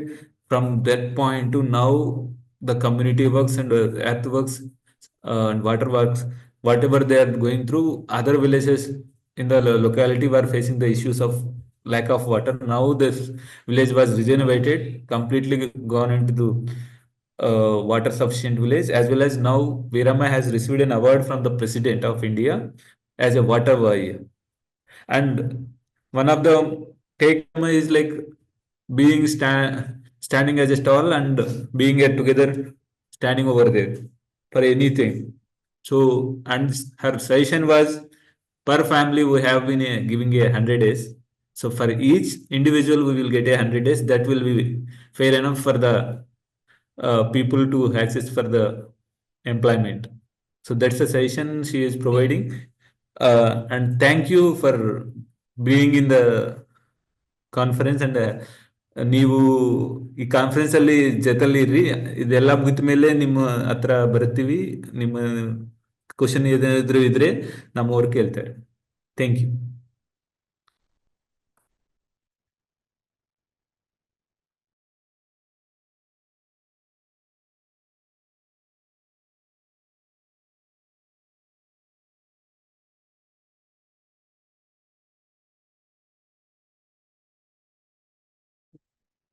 So I request.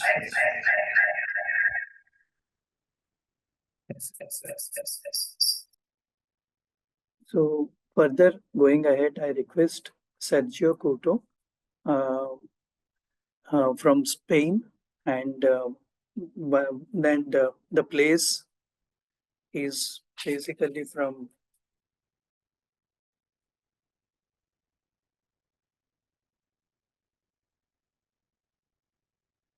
Should I share my screen? yeah. We will share the screen. One minute. Okay. Yeah, you can just we will share the screen and you can start it. Yeah. So further we will be going to a presentation from Spain, and it is located in the South Spain, and it is from Andalusia, and where we can see like how traditional and historical irrigation system which was there 9th century, and but how these communities as well as the help of scientific backup from Memo Lab, and along with the how they could able to revive the practice, and both at the local as well as at the larger level, larger river basin level. I request Sergio Couto to please share. Thank you very much. Thank you, the organizers, for the opportunity to be here. I'm part of a irrigation community here in Andalusia, in southern Spain. This irrigation community, as far as we know, is at least 1,000 years old. There are very old documents from the Islamic period where this irrigation system was already working. Is part of the origin of the city of Granada that many of you may have heard. And please push forward the presentation. Okay, this is the research team from the University of Granada. I'm part of the community, irrigation community, but I'm also a researcher. I'm part of this research group, which is a mixture of archaeologists and biologists, environmentalists, historical background, and so on. We basically study the relation between the humans, especially the local communities, and the environment, namely the water, the traditional irrigation systems. Our work is based in the scientific evidence, also in traditional ecological knowledge that is one of the bases of the existence of these irrigation communities. We work very directly with the communities. We have a very bottom-up approach. We do also volunteering campaigns for recovering irrigation systems and also for the cleaning. And our goal also is to empowering the local communities governance. We don't want anyone else taking the power in the irrigation system, but we think and we understand that are the communities themselves with as much external support who has to take the governance. Okay, please, next one, next slide. మళ్ళీ join అవుతారా ఒకసారి నా phone చూపించండి. Okay madam.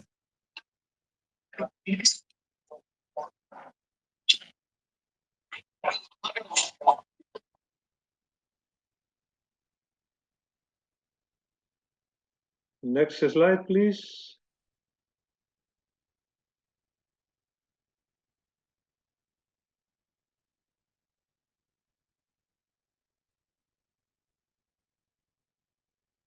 Okay, now I have a very short video. If you can share it, I hope you can hear the sound because it explains quite well how our irrigation systems in Spain, and you will see that it's very similar from the first afternoon presentation I heard.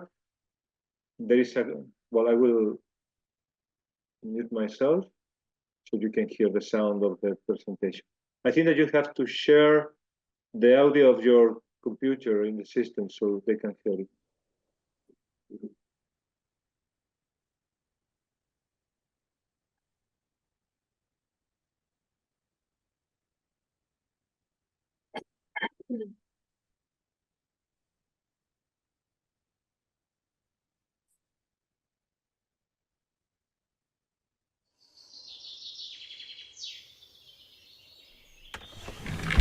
An irrigation system is a complex human construction that consists of collecting water from one place, leading it through a central canal or ditch, distributing it through smaller ones, and delivering it to other places, namely the fields and orchards. And while it is vital to calculate where to source the water, establish the optimum slope correctly to avoid soil erosion, or raise the terraces properly, what is really difficult is to agree on how much water should be distributed, to which plots of land and when. Irrigation communities, or the controlling organizations, were created to regulate all these issues. They were created to measure the land and the water, but above all, to to agree on the rights and obligations of each and everyone willing to enjoy the system, and in turn, keep it clean and functional at all times. These irrigation systems have not been built in all societies, and not all societies have been able to reach agreements to organize themselves in this way. That is why traditional irrigation systems are so unique and so special, an essential part of our history, of our heritage, and a fundamental component of our landscapes.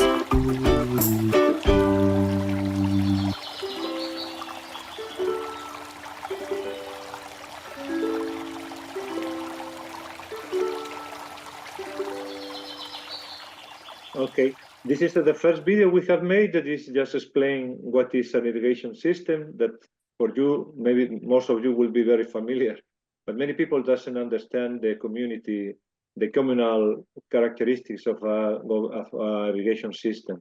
And I saw it from the first presentation of this afternoon that is very similar in Spain, that system that you talk in India.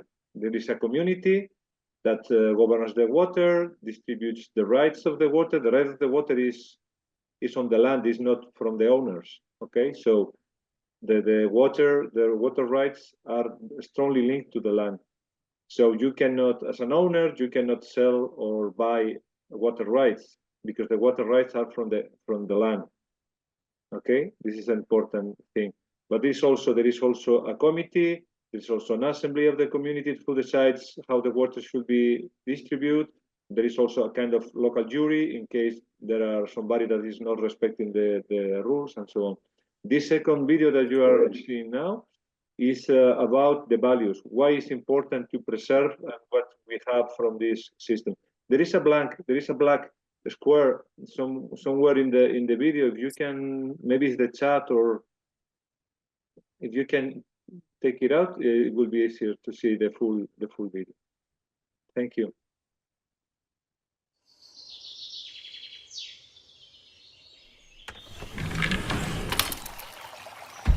Traditional irrigation systems are an example of how human beings have changed and adapted to their natural environment. Their operation is linked to the complex local ecological knowledge of the populations that have traditionally maintained them. This knowledge is related to plants and animals, soil, surface water, and groundwater. Water management is shared, which has obliged irrigators to distribute water and solve frequent conflicts for centuries. In this way, rural populations became established, maintaining their cultural identity and bringing the community together. In addition to rich, varied agriculture, these systems generate landscapes with great biodiversity, regulate hydrological cycles, and recharge aquifers and springs through the filtration of irrigation ditches and surface irrigation. Surface irrigation fertilizes the soil and prevents salinization. At the same time, these irrigation systems increase humidity, reduce maximum temperatures locally, and contribute to the formation of storms. For centuries, they have demonstrated that they are sustainable and enormously resilient to social or environmental change. They are also an effective tool to adapt to climate change and an important part of our cultural heritage that we must preserve for future generations as an example of sustainable development.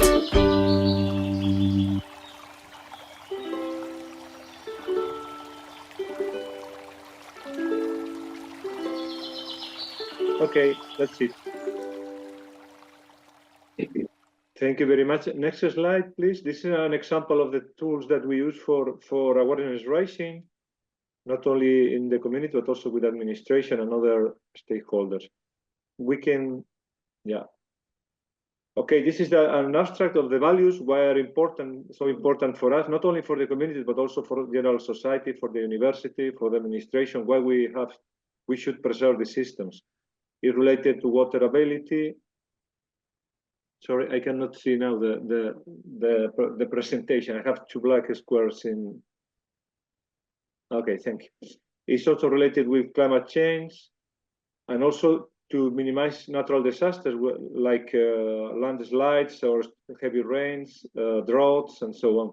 And also there is an important part that I'm going to talk more extensively now, which is related to governance, to common governance. related to social justice, sustainability, democratizing the management of natural resources, and also these are important tools to fight corruption, land and water grabbing, and other things. And also it's important related to food sovereignty. Okay, next slide, please.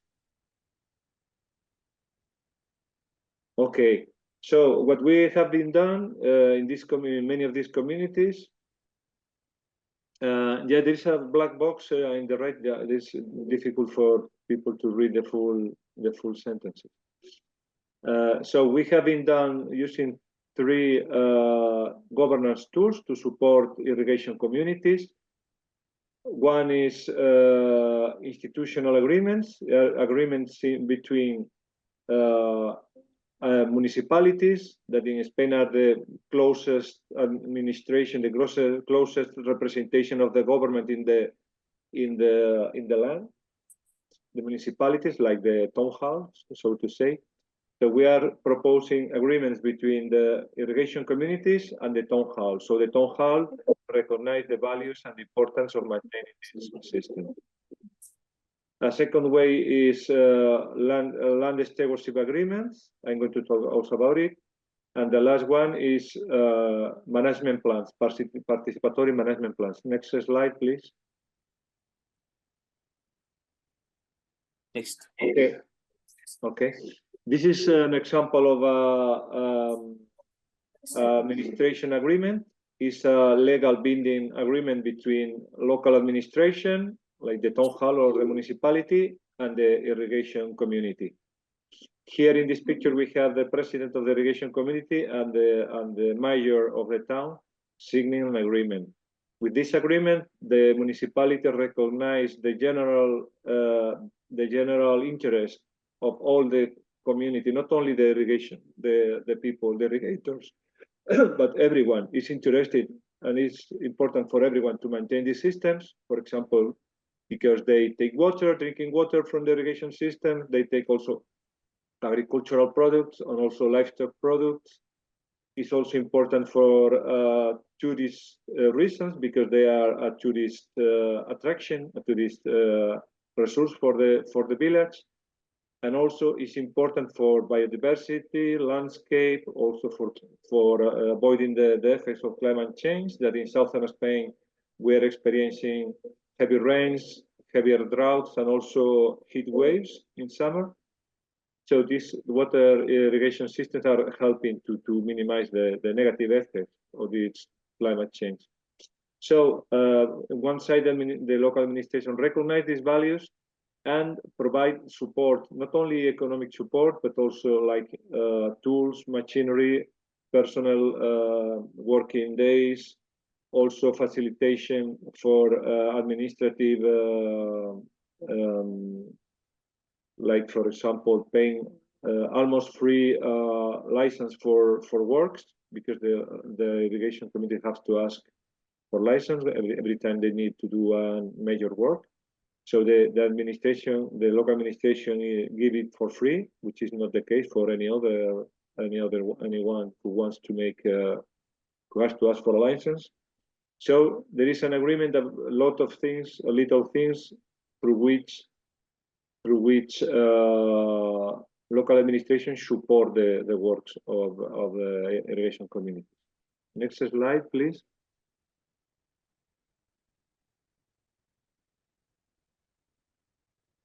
Another governance tool that we are also promoting through the university with our communities is the management plans. Management plans, but they are participatory. It's the community who design the plan with the help of a facilitator.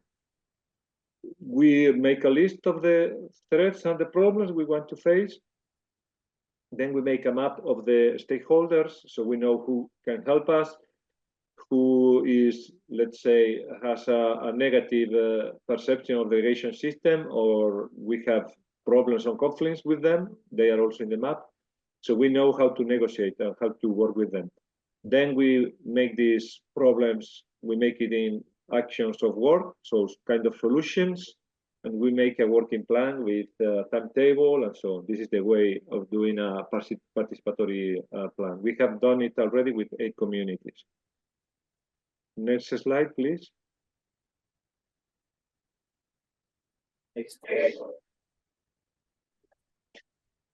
Okay. No, previous one, please. Okay. This one is land stewardship agreements, where the university and the communities sign an agreement through which the university provides the community, the local communities, with scientific and technical advice, like reports or anything they may need. Also, we do volunteering campaigns. We have done 100 already of kilometers of hectares through 10 years. We have been done this through, 10 years ago. We started 10 years ago. And also we provide facilitation if there is any conflict between the administration and the irrigation communities. These land stewardship agreements, we have already 11 signed. It includes like 7,000 hectares of irrigation land, and also something like 4,000 irrigators. Okay, this is around 12 irrigation communities, and it includes 4,000 families. And this is all. This is the governance tools that we are developing in our irrigation communities with the support of the University of Granada. And I'm happy to give any of you my email. I can put it maybe in the chat, so you can also contact us for having or asking questions or more information about any of this of our work. Thank you very much. Thank you, thank you, Sergio Couto. And I think it's very amazing, and the experience is quite vast, and I think here how traditional communities knowledge and their methods have been incorporated into the larger project which you have been taken in with lot of along with the municipalities as well as universities, and with also you are backing up with the scientific knowledge. So I think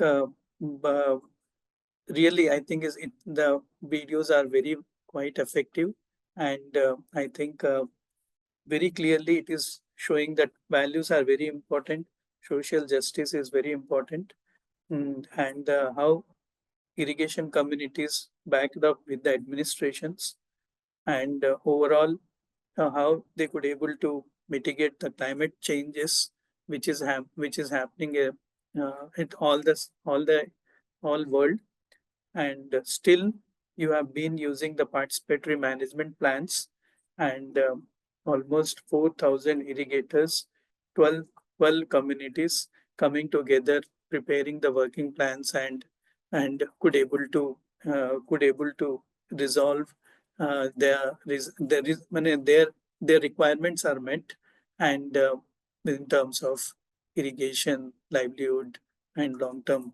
I think further, I think questions are there. We will be definitely be asking. So there is one of the questions maybe we wanted to ask is that how do you deal with equitable distribution of waters? That was one of the things. If you can tell, it would be grateful to us.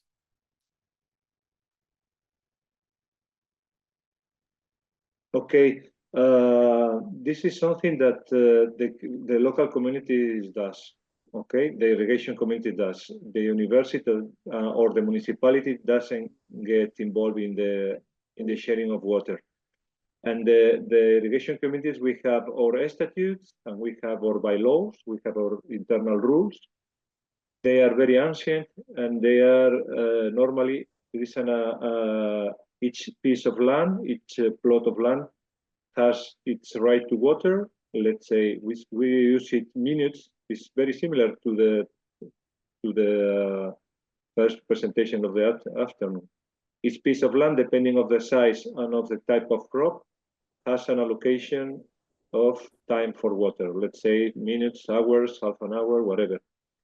This is the normal year distribution. But if one year there is a drought or there is less water available, this is shortened for everyone. Okay, gets shorter or can be closed before the end of the season. Also, if there is plenty of water one year, everybody has the rules are less strict, and everybody has additional opportunity to use water. And this is done in the assembly every year. The bylaws and the water land rights are reviewed, but normally this is fixed 3 years. What the assembly does is adapt these rights to the year, depending on the availability of water every year. If there is anyone that is taking water out of time or more water than he should get, there is a jury, a community jury that puts fines, that just say what you are doing is not allowed. Normally they have a warning, and if they don't pay attention, they have a fine. And there is a special jury that is different from the president and from the secretary. It's an internal body inside the community who deals with offenders. I think that this is maybe the answer you are looking for. That was Yeah. the question.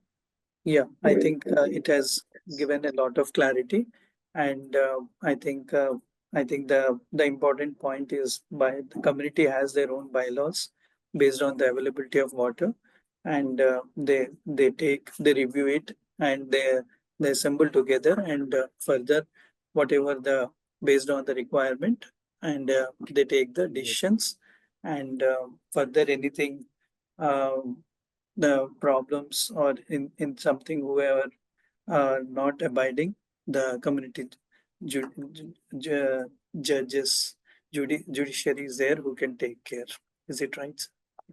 One addition I would like to make, this is the ideal case. Many communities, especially in Spain, we have a problem of rural depopulation. People go to the cities, and many communities are weakened because people are too old. There is no many young people involving in the workings of the irrigation, or there is just no more people for few people as to maintain the system. And sometimes this causes problems because also the governance system weakens, and it's more difficult to control offenders. And in some cases, this situation degenerates, and eventually in some irrigation system there is very difficult to control offenders, and there is people that do whatever they want, and it's more chaotic in some places. But we are also supporting the communities to recover these juries, these governance systems, to make respect the law, their internal rules, and so on. So this is something that we support also from the university, but sometimes it's really difficult. Thank you, Sergio. It's really very thankful. And I'll be translating, just briefing this into the local language, and further we can talk further. So, మీ అందరికీ ఇప్పుడు వరకు Spain నుంచి south స్పెయిన్లోని ఒక జాగా ఉంది. That ఈ జాగాలోని కూడా అండులెసియా అని ఒక జాగా ఉంది. ఎక్కడ వెరీ యారిడ్, అంటే మేము ఎలాగ అనంతపురం చూస్తున్నాము, అనంతపురం కంట ఇంకా డ్రై ఉంది.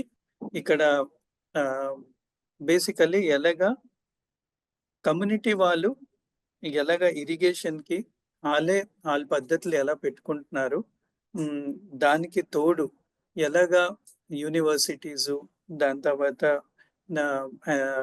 కొంచెం మీద in terms of administrations loan కూడా ఎలా హెల్ప్ తీసుకొని వాళ్ళు సుమారుగా చెప్పాలి అంటే ఒక 4,000 మంది కలిసి ఒక 12 గ్రామాలు కలిసి ఈ ఇరిగేషన్స్ ఎలాగా చేస్తున్నారు అది కూడా ఓవరాల్ గా అతను చెప్పింది ఏమంటే ఇది ఎన్నో సుమారుగా ఎన్ని సంవత్సరాల నుంచి చేస్తున్నారు. ముందు ఈ పద్ధతి 9వ సెంచురీలోని ఉండింది. బట్ ఒక 10 సంవత్సరాల నుంచి ఈ పాతకాలాల పద్ధతులు అవని హిస్టారికల్ ఇప్పుడు పాతకాలాల ట్రెడిషన్స్ ఏమున్నాయి అవంతా ఫాలో చేసి వాళ్ళు మళ్ళీ కూర్చొని మాట్లాడుకొని, ఎందుకంటే నీళ్ళు ఎంతో ఉపయోగం ఉంది. అండ్ స్పెయిన్ పరిస్థితిలో కూడా ఈ క్లైమేట్ చేంజ్ వచ్చినప్పటికీ జనాలు అంటే సిటీస్కి వెళ్తున్నారు. ఇవన్నీ చూస్తూ ఎలాగా నీళ్ళు వీళ్ళందరికీ ఇరిగేషన్ హెల్ప్ చేస్తుంది. ఒకటి అందరూ కలిసి కట్టి ప్లానింగ్ కూడా చేయొచ్చు. ప్లస్ అందరూ ఏవైనా నిర్ణయాలు ఉంటే కూడా అందరూ కలిసి గ్రామ సభలోని వాళ్ళందరూ తీర్మానం కూడా చేస్తుంటారు. అది చెప్పారు. దానికి మెయిన్ గా అతను ఏమన్నారంటే వాల్యూ ఎక్కువ, అన్ని పద్ధతులు ఏది ఉంది అది అన్నిటికంటే ముఖ్యం. అన్ని నిర్ణయాలు కూడా కలిసి చేస్తారు. ఎవరైనా పాటించకపోతే అంటే ఒక ఫైన్స్ లేకపోతే అది కూడా ఎవరి అంత అసెంబ్లీ ఎవరు డిసైడ్ చేస్తారు అదే కట్టుబడి ఉంటారు. సో ఇది బేసికలీ మేము ఎలా నిర్ణయాలు చేసుకుంటున్నాం దాన్ని బట్టి అతను చెప్పారేమంటే అందరికీ ఒక 4,000 మంది ఎవరు పంటలు చేస్తున్నారు అందరికీ నీళ్ళు వస్తాయి, పంటలు కూడా బాగా పండుతున్నాయి ఇప్పుడు. అండ్ దేనికి సైంటిఫిక్ టూల్స్ తోని కూడా ఇవన్నీ మెజర్ కూడా చేస్తున్నారు, సపోర్ట్ కూడా తీసుకుంటున్నారు, డిఫరెంట్ టూల్స్ కూడా వాడుతున్నారు. అది కమ్యూనిటీకి కూడా షేర్ చేస్తున్నారు. అది చిన్న ప్రాంతం అని ఒక లార్జర్ ప్రాంతం నది నిర్వహణ ప్రాంతంలో కూడా ఇది మానిటర్ చేస్తున్నారు. So I thank you, Sergio, for the wonderful presentation. And I request you to please be there. There are another 2 presentations. Further, we will open up for the question answers, and we will be discussing with you further. Thank you. Thank you very much.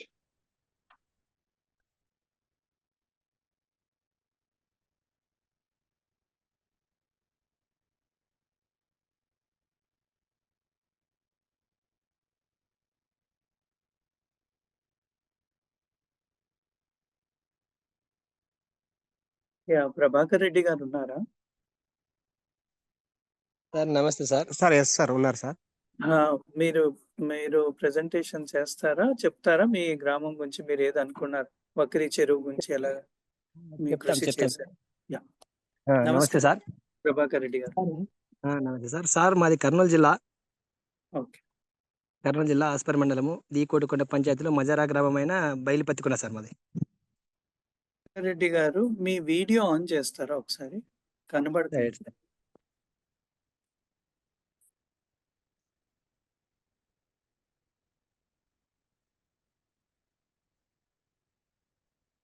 Sir చెప్పండి, హాయిగా చెప్పండి, అందరూ వింటున్నాం. సరే sir. మాది ఆస్పరి మండలం బయలుపత్తికొండ sir. చెప్తున్నా. ఆస్పరి మండలం బయలుపత్తికొండ గ్రామంలో ఒక చెరువు అనేది ఉంది సార్. వక్కిరి అంటారు సార్ దాన్ని, కుంట. దాన్ని కొంచెం వేరే రకంగా అయింది సార్. అది ఇంతకు ముందు పూడు పేరుకొని అది ఇది చేసుకొని స్థానికంగా ఇప్పటికి కొంచెం పూడుకోయింది. దానికి నీళ్లు లేకపోవడం వల్ల జీవాలు కానీ పశువులు కానీ ఊరు పక్కన కదా ఇబ్బంది పడుతున్నాము. దానికి కొంచెం మరి అందరూ కలిసి ప్రతిష్టాత్మకంగా నీళ్ళు రిజర్వాయర్ ఒకప్పుడు స్థానికంగా రైతులు అందరూ కలిసి దానిపైన అవగాహన పెంచుకొని ఇప్పుడు కొద్ది క్లీన్ చేసుకున్నాం సార్. దాన్ని బోర్లు పక్కన ఒక 10 బోర్లు ఉన్నాయి. రీఛార్జ్ రకంగా క్లీన్ చేసుకున్నాము. అది ఎంకప్ప సార్ ఉన్నాడు కదా సార్,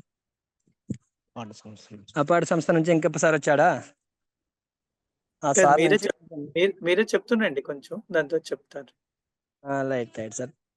అపార్ట్ సంస్థ నుంచి వెంకప్ప సారు వచ్చాడు సార్.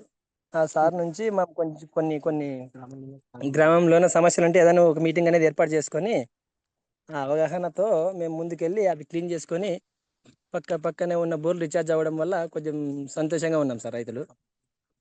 ఆ పక్కన కొంచెం రీఛార్జ్ అవ్వడం వల్ల బోర్లు పెరిగినాయి, కొంచెం ఎండాకాలం వానకాలం అట్లే కొంచెం నీరు వసతి కల్పించడం వల్ల రీఛార్జ్ అయ్యి బోర్లు పంటలు సమృద్ధిగా పండుతున్నాయి సార్. ఇప్పుడు ఒక 20 సంవత్సరాల నుంచి సార్, పోయినసారి లెక్క పుడుకోపోయింది సార్ అంతా. దానివల్ల కొంచెం రీఛార్జ్ అయ్యింది బోర్లు పక్కన. అలాగే పశువులకి ప్లస్ గొర్రెలకి వీటన్నిటికీ నీరు సమృద్ధిగా అందుతుంది సార్. ఇప్పుడు తాగడానికైనానేమి వాడుకోవడానికి పశువులకి మంచి చెడ్డ అన్నిటికీ వాడుతున్నాం సార్. మాకు చాలా హెల్పింగ్ అయింది అది. అలాగే భూగర్భ జలాలు కూడా అడుగంటి పోయినట్లు కొంచెం రీఛార్జ్ అయినాయి కదా సార్ బోర్లు పక్కన. అది మాకు కొంచెం ప్లస్ అయింది సార్. పక్కన ఒక 7-8 మందికి బోర్లు ఉన్నాయి సార్. ఆ బోర్లు కొంచెం ఎండిపోయిండే ఇంతకుముందు. ఇప్పుడు దాన్ని క్లీన్ చేసుకోవడం వల్ల ఆ బోర్లు దాని వచ్చి కుంటలో నీళ్ళు ఆగడం వల్ల బోర్లు రీఛార్జ్ అయినాయి. మళ్ళీ ఎండాకాలంకి సమృద్ధిగా పంటలు పండవచ్చు సార్. అది నాకున్న పని. సో మీరు ఎలా సార్ చెప్పండి. నీటి సమస్య ఏర్పడినప్పుడు దాంట్లో నుంచి నీళ్ళు తెచ్చుకునే వాళ్ళం సార్. అదంతా పూడి పేరుకొని ఇబ్బంది పడడం వల్ల కొంచెం ఇబ్బంది ఉండే. మళ్ళీ ఇప్పుడు క్లీన్ చేసుకొని అవగాహన పెరిగి 1-2 సార్లు వెంకప్ప సార్ వచ్చి మా ఊర్లో గ్రామస్తులందరూ కలిసి మీటింగ్ ఏర్పరచుకొని మనం ఎలాగైతే ఈ రీఛార్జ్ కావాలా, నీళ్ళు ఇబ్బంది ఎట్లా ఉండాలి అంటే దాన్ని కొద్దిగా క్లీన్ చేసుకుని అన్ని రకాలు చేసుకొని అందరు మీటింగ్ చేసుకొని అందరు కలిసి కట్టుగా పని చేసుకుంటున్నాం సార్. యుఎస్ సభ్యులందరూ సమక్షంలో ఒక ప్రణాళికతో వెంకప్ప ఆధ్వర్యంలో సంఘం సభ్యులు అందరూ రిజర్వాయర్ చుట్టూ శుభ్రత కార్యక్రమం చేపట్టడం జరిగింది సార్. అలాగే కామన్ ల్యాండ్ చుట్టూ మట్టి కట్టలు కూడా చేయడం జరిగింది సార్. మట్టి కొట్టుకొని పోకున్నట్లు మట్టి కట్టలు వేయడం జరిగింది సార్. చెక్ డ్యాములు బండ్లు నిర్మించడం జరిగింది సార్. ఈ నిర్మాణంలో బోర్లు కూడా చాలా వరకు రీఛార్జ్ అవుతాయి సార్. అదేవిధంగా గ్రామస్తులు స్థిరమైన నీటి సంరక్షణ పద్ధతి ప్రకారం కొంచెం మెరుగైంది సార్. నీటికి మీకు నీటి సమస్య ఎక్కువ ఉంది కదా సార్? మాకైతే కొంచెం నీటి సమస్య ఎక్కువ ఉంది సార్. ఎండాకాలం వస్తే పశువులకు కానీ జీవాలకు అయితేనేమి నీళ్లు చాలా ఇబ్బంది ఉంది. దానివల్ల ఒక ప్రణాళికతో మీటింగ్ ఏర్పరచుకొని దాని నుంచి కొద్దిగా క్లీన్ చేసుకొని మంచిగా పద్ధతుల ప్రకారం సార్ చెప్పినట్లుగా అన్ని చేసుకుంటున్నాం సార్. ఒక మీటింగ్ ఏర్పరచుకొని సొంత నిర్ణయాలు కానట్ల ఊర్లో కొంత మీటింగ్ ఏర్పరచుకొని సభ్యులందరూ కలిసి గ్రామ సమస్య అంతా కలిసి సార్ యుఏఎస్ ఆధ్వర్యంలోన సంఘ సభ్యులందరూ కలిసి ఒక మీటింగ్ ఏర్పరచుకొని దాని పద్ధతి ప్రకారంగా ప్రణాళికంగా ప్రయోజనం పొందుతున్నాం సార్. సో ఇప్పుడు మీకు మీరు ఎలాగా అంటే పనులు ఇవన్నీ మీరు సొంతంగా చేస్తున్నారా, లేకపోతే ఎలాగా ఇప్పుడు చేస్తున్నారు? ఇది మీరు ఏది కృషి చేశారు? ఈ వాటర్ రిజర్వర్ ఇదంతా రిపేర్ ఇవన్నీ సార్ చేశారు? అప్పటికే ప్రజెంట్ మా పెద్దల కాలం నుంచే వాటర్ అది రిజర్వాయర్ లెక్క ఉంది సార్. అది ఊరు పక్కన అది కొంచెం కళ్ళలు ముళ్ళు అవి ఇవి పేరుకొని పోయింటే దాన్ని ట్రాక్టర్ పెట్టి మనుషులతోనే పోయి దాన్ని అంతా క్లీన్ చేసుకుంటే మళ్ళీ వచ్చి మట్టి తీసినాం సార్. వర్షపు నీరు అంతా కొండ పక్కనే ఉంది సార్. అది రిజర్వాయర్ లెక్క పెద్దల నుంచి ఉంది సార్. అది ఆ మట్టి తీసినాము. లోపల వచ్చి నీళ్ళు ఆగుతున్నాయి సార్. అక్కడ నీళ్లు బాగా దండిగా ఆగుతున్నాయి సార్. అవి చుట్టుపక్కల బోర్ కల్లా రీఛార్జ్ అవుతుంది సార్. అది ఇప్పుడు ప్రజెంట్ గా జీవాలకైతేనేమి గొర్రెలు మేకలు ప్లస్ ఊర్లో పశువులు గిశువులు బట్టలు పిండి కూడా ఊరు పక్కనే ఉంది సార్. మాకు రిజర్వాయర్ లెక్క కొంచెం చిన్నగా దాన్ని క్లీన్ చేసుకొని ఇంతకు ముందు నుంచి అప్పుడు పేరుకుపోయింది సార్. అది ఇదే నీళ్లు మనకి ఇబ్బంది అవుతుంది కదా, బోర్లకి ప్లస్ ముందు జీవాలకి పశువులకి ఇబ్బంది అవుతుంది కదా. దానికి ఒక సంఘం ఏర్పరచుకొని సార్ మేము వెంకప్ప సార్ చెప్పినప్పటి నుంచి అందరు కలిసే సార్ ఒక నిర్ణయం తీసుకొని క్లియర్ చేసుకొని అందరు కలిసి మూకుమ్మడిగా కలిసి క్లీన్ చేసుకుంటున్నాం సార్. క్లీన్ చేసినాము. ఇప్పుడు మొన్న పడిన వర్షంలో నీళ్ళు దండిగా వచ్చినాయి సమృద్ధిగా. దాని నిండా ఉన్నాయి సార్. ఇప్పుడు జీవాలకు కానీ పశువులకు కానీ బోర్లు రీఛార్జ్కి కానీ అన్నిటికీ పర్వాలేదు సార్. ఎండాకాలం పక్కన పంటలు వేసుకున్నారు సార్. ప్రజెంట్గా ఇప్పుడు ఉల్లి అది ఇది వేసుకున్నారు. వాళ్ళకి కొద్దిగా పక్కన ఉన్న వాళ్ళకి చాలా ప్లస్ అయింది సార్ ఆ బోర్ వల్ల, ఆ కుంట వల్ల. ఈ వకరి చెరువు మీరు ఏది అంటున్నారు మీకు ఎంతో ముఖ్యంగా ఉంది. అండ్ మీరు ముందు కూడా నీళ్ళు ఉంది, దాని తర్వాత ఇవన్నీ మీరు అంటే దాంట్లో నీళ్లు అంటే మేబీ దానిది నీళ్లు కొన్ని సంవత్సరాలు నీళ్లు లేవు. అవును సార్. కారణాలు ఎన్నో కారణాలు మీరు చెప్పారు. సో అవును మీరు సార్. ఇప్పుడు మీరు యూవీఎస్ ఎందుకు అందరూ ఆలోచించుకొని చేసి ఇది ఎందుకు అనుకుంటున్నారు ఇదంతా యూవీఎస్ చేయాలి? సార్ ఇది మంచి పనే కదా సార్. ఉమ్మడి వనరుల ఇది సంఘం కదా సార్. దానివల్ల ఎంకప్ సార్ వచ్చి అవగాహన కల్పించాడా మనకు కొంచెం మంచి పద్ధతే కదా సార్. అందరూ కలిసి కట్టుగా కొండ ఎవరు ఆక్రమించుకోకూడదు సార్. ఇప్పుడున్న పరిస్థితుల్లోన ఎవరో చెరువులు కొండలు అవి ఇవి ఆక్రమించుకునే పొజిషన్ ఉంది కదా సార్. ఇప్పుడు అందరికీ ఓపెన్ గా తెలిసింది గవర్నమెంట్ ల్యాండ్ లెక్క మనకు అందరికి పనికొస్తుంది. దానిపైన అవగాహన కల్పించుకొని ఎవరు దాని సుఖం కూడా పోలేరు కదా సార్. ఇప్పుడు మనం అందరూ కలిసి దానిపైన ఉన్నామంటే ఎవరు పోలేరు కదా, దానికి ఎవరు చేయించుకోలేరు. సీతాఫలం పండ్లు ఎక్కువ కాస్తాయి సార్ దాంట్లోన కొండకి. దీని మీద కొంతమంది తెంపుకొని పోయి జనాలు పోయి ఆదోనికి పోయి మాకు పక్కన 15 కిలోమీటర్లు టౌన్ ఉంది సార్. దాన్ని తెంపుకుంటారు, అమ్ముకుంటారు, జీవనోపాధి కల్పించుకున్నట్లు ఉంటుంది సార్. జీవాలకు కూడా ప్లస్ చేస్తారు. అక్కడ కొండ బాగా దండిగా ఉంది కదా, మేత అక్కడే మేస్తాయి. వచ్చి గడ్డితనాలు కూడా చల్లినారు సార్ వెంకప్ప సారు. అవి వర్షానికి కొంచెం పచ్చగా అయినాయి, గడ్డి మేస్తాయి, వచ్చి నీళ్ళు తాగుతాయి. అది చాలా మంచి పని సార్. ఓకే.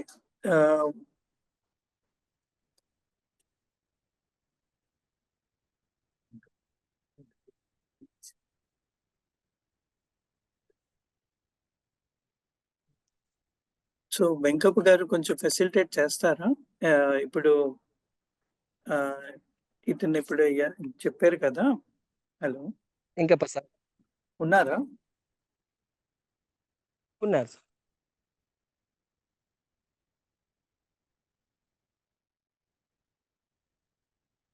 సార్ నమస్తే సార్. మీరు ఇతను చెప్పారు కదా అంతా డీటెయిల్ గా, మీరు కొంచెం ఇంగ్లీష్ లో చెప్తారా? సార్ ఇంకా తెలుగునే సార్. ఓకే.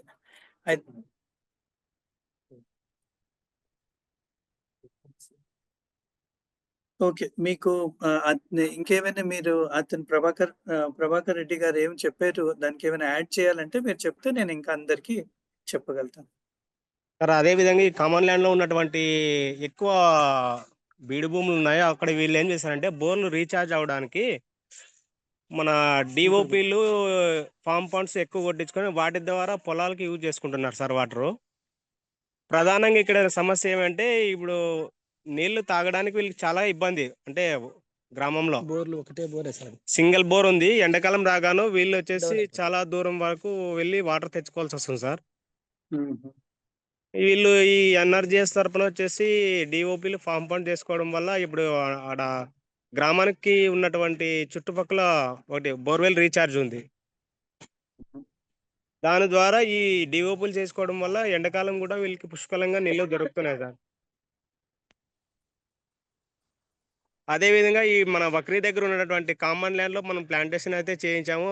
వీళ్ళు అప్పుడు చాలా లాస్ట్ 10 years బ్యాక్ వీళ్ళకి తెలియక ఆ కొండలో ఉన్నటువంటి మట్టి అంతా వచ్చి పేరుకుపోయి పూడిపోయింది సార్ చెరువు అది. మనం వచ్చిన తర్వాత వీళ్ళకి అవగాహన కార్యక్రమాలు, వాటర్ బడ్జెట్ ప్రోగ్రామ్స్ అనేవి ఏర్పాటు చేసి అవగాహన కార్యక్రమాల ద్వారా ఆ చెరువులో ఉన్నటువంటి మట్టినంతా వీళ్ళు రైతు పొలాలకి తోలించి అక్కడ మొత్తంగా వాటర్ అనేది ఎక్కువ నిల్వ అయ్యేటట్లు చేసినాం సార్ ఇక్కడ. ఇవన్నీ గ్రామం కలిసి యూఎస్ స్వతహాగా చేశారా, లేకపోతే కొన్ని గవర్నమెంట్ ప్రోగ్రామ్స్ కూడా? గవర్నమెంట్ ఎంజీఎన్ఆర్జీఎస్ తరపు నుంచి కొన్ని చేసినాం సార్ ఇంప్లిమెంటేషన్స్. వీళ్ళు గ్రామం తరపు నుంచి కూడా అంటే ఆడ కొండ పైన ఉన్నటువంటి చెరువు పక్కల నుంచి ఒక టెంపుల్ ఉంది. ఆ టెంపుల్ దగ్గరికి వెళ్ళేటప్పటికైతేనేమి అక్కడ వీళ్ళు ఈ గ్రామంలో ఎక్కువగా జీవనోపాధి పొందుతున్నారు సార్. సీతాఫలాలు అయితేనేమి వీటిపైన ఆధారపడే వాళ్ళు ఎక్కువ ఉన్నారు. వీళ్ళకి ఆ చెట్ల ద్వారా ఇప్పుడు వచ్చినటువంటి ఆదాయం ద్వారా కొంత మేరకు ఈ గ్రామ అభివృద్ధికి అయితేనేమి ఇప్పుడు మన గ్రామంలో ఉన్నటువంటి టెంపుల్స్కి అయితేనేమి ఆ డబ్బుని వేలం పాట ద్వారా వచ్చిన డబ్బుల్ని ఈ టెంపుల్స్కి అయితేనేమి గ్రామ అభివృద్ధి వరకు వాడుకుంటున్నారు సార్ వీళ్ళు.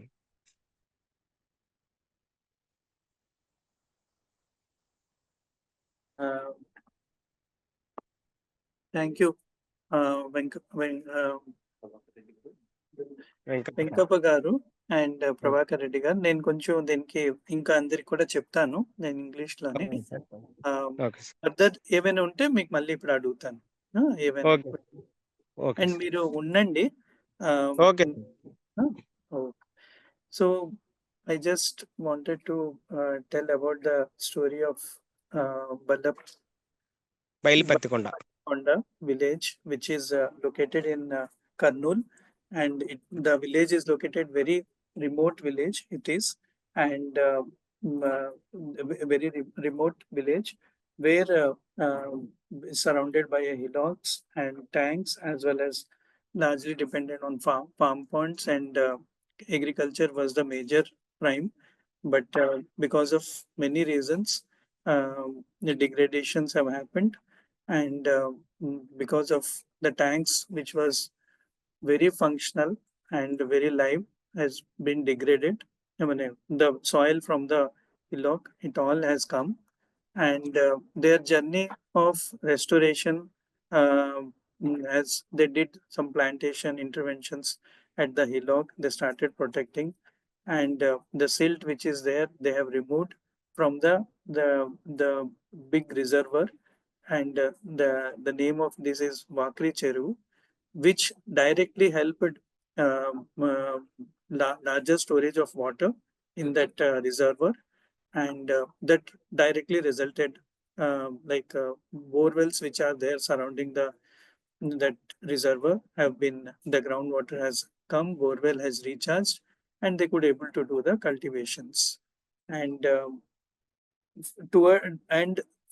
doing this all this, they have also formed an institutions which they call it UVS, Ummadi Vandarala Samiti and Abruddhi Samiti, and their efforts, they are telling that now after doing this, their hillocks has also restored, and lot of sitafals and other custard apples are also there collecting whatever the money which is, and also there is a temple nearby the hill, and whatever the money which has been collected, that they put as a collective, which is used for the larger community purpose. So so collectively they could able to protect, and the hillock, the water, the reservoir, as well as their agriculture. So this transformation has really helped them because of this climate change, and greater dry spells, and the undulated rainfall, erratic rainfall. All this is going on, but presently, because of all these interventions, they are very much happy that they have a water is there enough, and they could able to, their groundwater level has increased, and they could very much proud enough that their collective action has resulted in a larger sustainable management of these resources. So yeah, so further going ahead,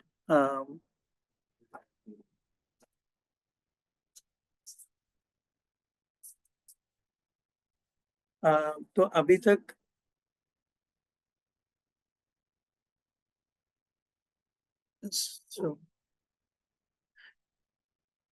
so further నేను request చేస్తా G రాముడు,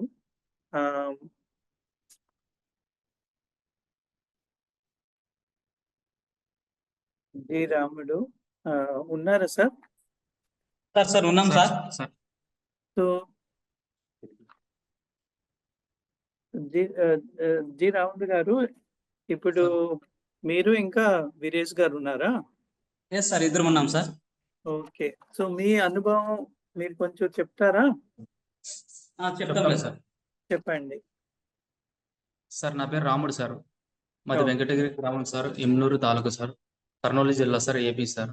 మాకు 3 సంవత్సరాల నుంచి apartment సంస్థ వారు సహకారం అందిస్తున్నారు సార్. దీనిలో భాగంగా మాకు ఉపాధి హామీ ప్లాంటేషన్ ద్వారా, చెక్ డ్యాముల ద్వారా భూగర్భ జలాలు పెంచుకోవడానికి సార్, పంటలు పండించుకోవడానికి, దిగుబడి పెంచుకోవడానికి, ఆదాయం పెరగడానికి ఈ కమిటీ సహకారం అందిస్తున్నందుకు మాకు చాలా, ఈ ఉమ్మడి వనరుల సంఘం ద్వారా మేము నిర్ణయం తీసుకుంటున్నాం సార్. ఈ చెక్ డ్యామ్లు, భూగర్భ జలాల ద్వారా మాకు పంటలు బాగా పండుతున్నాయి సార్. ఈ ఈ అపార్ట్మెంట్ సంస్థ ద్వారా సార్ మాకు పంటలు, భూగర్భ జలాలు బాగా మా గ్రామంలో ఉమ్మడి వనరుల సంఘం ద్వారా నిర్ణయాలు తీసుకొని సార్ కొండలకి చెట్లు నరుక్కోకుండా సార్ మరి అందులో వచ్చే పచ్చదనం విచ్చలవిడిగా కొండలకి వెళ్ళి తీసుకోకుండా ఒక ఉమ్మడి వనరుల సంఘం ద్వారా సార్ మేము అందరి నిర్ణయాలు తీసుకొని సార్ ఈ సంస్థ ద్వారా సార్ మా గ్రామంలో చాలా అభివృద్ధి జరుగుతుంది సార్.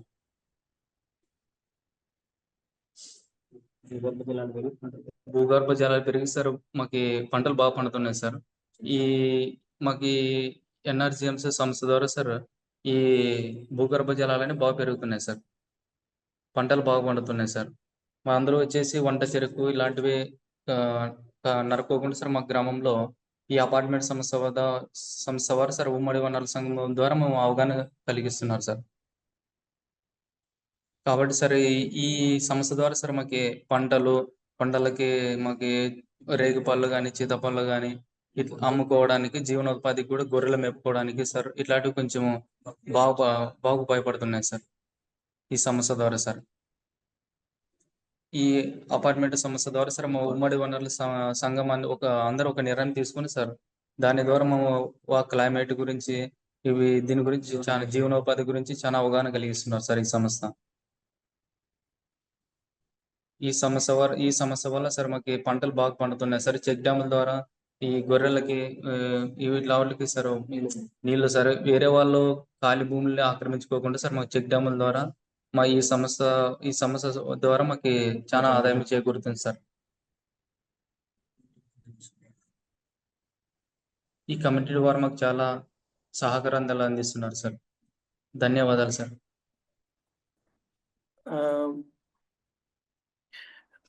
రాముడు గారు సార్. రాముడు గారు చెప్పండి సార్. మీరు ఇంత బాగా చెప్పారు కానీ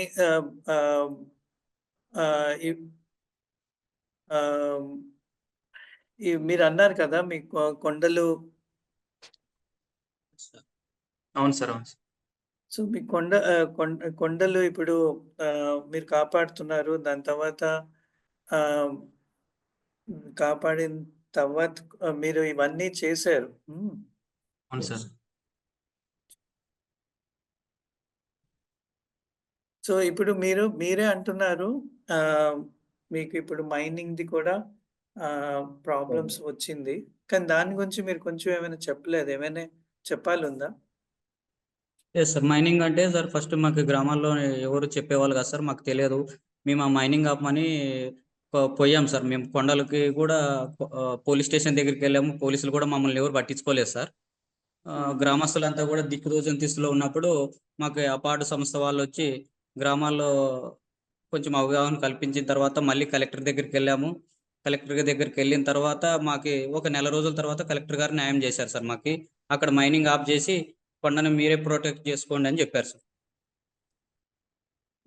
అయితే ఏమని మీరు ఏమని కలెక్టర్ గారు చెప్తే అతను వద్దన్నారు సార్? ఇట్లా మా ఊర్లో మైనింగ్ మాకు సంబంధం లేకున్నట్ల, గ్రామస్తులను ఎవరిని అడుక్కోకున్నట్ల గవర్నమెంట్ డిపార్ట్మెంట్ వాళ్ళతో సహకారంతో ఇట్లా చేస్తున్నారు సార్. మాకైతే అక్కడ కొండలో నశించిపోతే మా గ్రామానికి ముప్పు వాటిల్తుంది.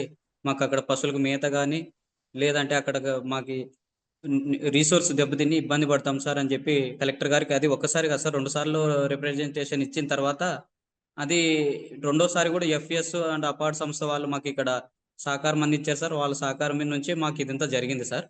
అక్కడ మూడోసారికి మాకు అక్కడ కొండకి మీరు గ్రానైట్ తీసుకోవడానికి లీజు రద్దు చేస్తున్నామని చెప్పి మాకు చెప్పారు సార్. అప్పటి నుంచి మేము అక్కడ ఇంకా వీళ్ళు వేరే వాళ్ళు ఎవరు రాకోకున్నట్లు అడ్డుకున్నాం సార్. ఇంకా అక్కడ కొండకి రాలేదు సార్ వాళ్ళకి. సో ఇది ఎన్ని సంవత్సరాలు పట్టింది? 3 years పట్టింది సార్. 3 years పట్టింది. 3 years పట్టింది. ఫస్ట్ లో మమ్మల్ని ఎవరు పట్టించుకోలేదు సార్ అసలు. ఓకే, మళ్ళీ సార్ ఇప్పుడైతే ప్రస్తుతానికి ఏం లేదు సార్, ఇప్పుడు బాగుంది సార్. మేము ఇక్కడ మాకోటి ఇంకా వంక కూడా ఉంది సార్. అక్కడ ఈత చెట్లు ఎక్కువ ఉన్నాయి సార్. అక్కడ ఈత చెట్ల ద్వారా కూడా మాకు కొంచెం ఆదాయం వస్తుంది. ఆ ఆదాయం ద్వారానే గ్రామంలోన తాగునీటి సమస్యలు తీర్చుకుంటున్నాము. గ్రామంలో ట్యాప్స్ రిపేర్స్ కానీ, అంటే మాకు ఒకటి ఉమ్మడి వనరుల పెద్దమ్మ ఉమ్మడి వనరుల సంఘం అని చెప్పి సార్ వాళ్ళు మాకు ఒక సంఘం ఏర్పాటు చేసుకునేటట్టు మాకు సాయం అందించారు. ఆ సంఘం ద్వారా మేము నిర్ణయాలు తీసుకుంటున్నాము. ఏ దానికి ఏం చేసుకోవాలి అనేది గ్రామంలో ప్రతి ఒక్కటి సంఘం ద్వారా మేము ఇప్పుడు ప్రజెంట్ చేసుకుంటున్నాం సార్. సో మీ ఈ ఉమ్మడి వనరుల అభివృద్ధి సంస్థతో చేసిన తర్వాత మీరందరూ మాట్లాడుకున్నారు. ఓకే, సో ఇప్పుడు మీరు కొన్ని MGNREGA నుంచి కూడా పనులు కూడా చేసేలాగా ఉంది సుమారుగా ఒక అండ్ అంటే మీకు ఇవన్నీ కాపాడడానికి మీరు ఎలా నిర్ణయించుకుంటున్నారు, అది నేను అడగాలను సార్. అవి కాపాడుకోవడానికి సార్ మేము గ్రామంలోనే ఒక 15 మంది మెంబర్స్ మేము గ్రామ పెద్దలను ఎంచుకున్నాం సార్ మేము. అంటే ఇప్పుడు ప్రస్తుతానికి మనం ఏం కోల్పోతున్నాం అనే దాన్ని గ్రామంలో చర్చించుకుంటే ఇంతవరకు కోల్పోయిన దాన్ని ఇంకా జరగకూడదు నష్టం అనే దాన్ని గ్రామంలో సమస్యలంతా కూర్చొని మాట్లాడుకొని ఈ విధంగా మనము గ్రామాన్ని ప్రొటెక్ట్ చేసుకొని వనరులను ప్రొటెక్ట్ చేసుకుంటే మనకి భవిష్యత్తులో ఇబ్బంది ఉండదు, లేదంటే భూగర్భ జలాలు దొరకవు, జీవనోపాధులు కోల్పోతామని చెప్పి అక్కడే నిర్ణయాలు తీసుకొని అక్కడి నుంచే మనము ఏదన్నా కానీ ఇంప్లిమెంటేషన్ అయితే అట్లా చేస్తున్నారు సార్. సో మీకు ఇప్పుడు మీ పల్లెల్లో ఈ ఉమ్మడి వనరుల అభివృద్ధి సంస్థ చేసిన తర్వాత దాని తర్వాత మీ ఉమ్మడి ఆస్తులు మీరే కాపాడుకుంటున్నారు. ఏవైనా సమస్య అయితే కూడా లైక్ మైనింగ్ ఇవన్నీ అయితే కూడా మీరు గవర్నమెంట్ దగ్గరికి వెళ్తే కూడా కలెక్టర్లు కూడా సపోర్ట్ చేస్తున్నారు కదా. సో మీకు ధైర్యం కూడా బాగా పెరుగుంటుంది. మీకు చూసి పక్కన పల్లెలు కూడా ఈ ఈ ఇలాగా ఆలోచిస్తున్నారా, అలా ఉమ్మడి ఆస్తులు కాపాడుకుంటున్నారా లేకపోతే ఎలాగుంది? అవును సార్, ఖచ్చితంగా. పక్కలో గ్రామాలకు కూడా ఈ ఊర్లో మా ఊరిది ఒకటి హైలైట్ అయింది సార్, మా ఊర్లో ఇట్లా జరిగిందని కూడా తెలిసి వాళ్ళు కూడా ఓహో పక్కలో వాళ్ళే చేసుకుంటున్నారు మనం ఎందుకు చేసుకోకూడదు అనేది కొంచెం వాళ్ళు మమ్మల్ని వచ్చి అడుగుతున్నారు సార్. సో మీ దేవుడు అంటే మీ దేవుడు కూడా ఏది కొండ మీద ఉన్నారు దాన్ని కూడా కాపాడుకున్నారు. అండ్ మీ ఎన్ని వనరులు ఉన్నాయి అందరికి కాపాడుకుంటున్నారు. అండ్ ఇప్పుడు మీరు అసలుకి మాకు స్టార్టింగ్ లోనే వచ్చేసి చాలా ఇబ్బందులు పడినాం సార్ మేము. ఆ గుడి కొండల్ని నాశనం చేస్తారని. సో ఇప్పుడు వీరేష్ గారు ఉన్నారా? సార్ సార్ సార్ నమస్తే సార్. వీరేష్ గారు ఇప్పుడు మీరు ఇంగ్లీష్ లో చెప్తారా ఈ రాముడు గారు ఏం చెప్పారు, లేకపోతే నేనే చెప్పాలా? చెప్పండి. నాకు కూడా లాంగ్వేజ్ ప్రాబ్లం ఉంది సార్. ఓకే, సో మీరు ఇక్కడి వరకు నేను చెప్పారు, నేను ఇంకా ఎన్ని మంది వింటున్నారు వాళ్ళకి కూడా చెప్తాను. దాని తర్వాత మళ్ళీ మీకు ఏమైనా ఉంటే నేను క్వశ్చన్ అడుగుతాను. ఓకేనా? Okay sir. Okay. Now we have, I think, two people who has representing representing name G. Ramudu and Viresh. They are from Kurnool, and they are basically living in a village very interior, where largely we'll see the hillocks are there, water bodies are there, and these water bodies are the major livelihood for their agriculture as well as the drinking water and other sources. So, but as the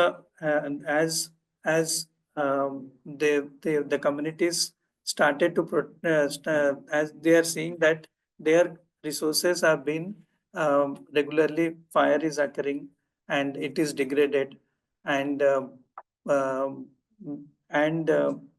so they were thinking how to protect and what to do. So they also saw that there is a threat with the mining. So during that time, all the villagers come together and they formed a village institution named DUVS. And further, after continuous follow-up with the regular talks with the miners as well as regular representation to the different administration, till the level they went to the district collector, and finally the district collector clearly given permission not to do any mining. And also these communities regularly sit together and they have done lot of restoration works called in check dams through NREGS plantations and various things. Now they are getting almost 3 to 4 lakhs of amount is being leveraged, and the communities come together, and collectively they could able to protect the natural hillocks as well as water bodies within their villages. So I think they are also very much empowered now that their commons they could able to protect, and even government is also supporting towards this purpose. Based on their efforts, other communities nearby villages are also trying to do the same institution and protecting their natural resources.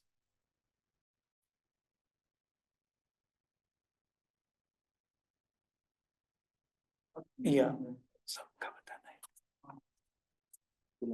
Yeah. So अभी तक total 5 presentations हुए हैं, and 3 presentations AP के हुए हैं, and 1 presentations Spanish के हुए हैं, एंड 1 प्रेजेंटेशन कर्नाटका में हुए। सारांश में ये बोल सकता हूँ कि जे क्रिस्टैया जी हैं, जो बेसिकली एक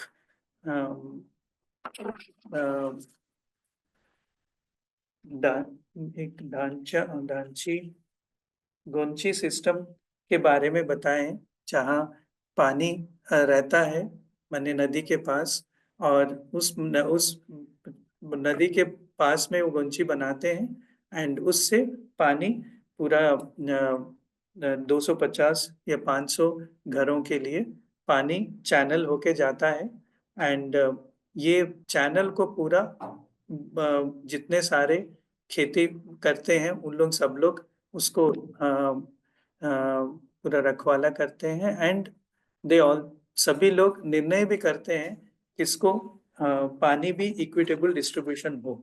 तो उन्होंने ये भी कह रहे थे कि 1 एकड़ में 1 घंटा पानी छोड़ते हैं, सभी को पानी पहुंचने के बाद फिर दूसरा एकड़ में जाएंगे, और ये ऑलमोस्ट कितने सालों पुराना ये सिस्टम है जो वो कर रहे हैं। उसके बाद वीरम्मा जी ने कर्नाटका का एक्सपीरियंस बताए हैं, जहाँ 8 जन वुमेन लोग NREGA में काम के लिए 8 जन वुमेन लोगों को काम दिया गया था, और वो हिलॉक में प्लांटेशन के लिए, बट बहुत मुश्किल था, एंड उन लोग फॉर्म 6 सब भरने के बाद भी 8 जन को दिए, एंड फिर भी वो किए, एंड फिर बाद में ये था कि लाइक लोगों को बहुत रिक्वेस्ट होने के बाद भी उनको उतना प्रोत्साहन नहीं दिया। फिर वो लोग कंटिन्यूसली वो लैंड में प्लांटेशंस के लिए वो लोग करते गए, और अभी के परिस्थिति में अराउंड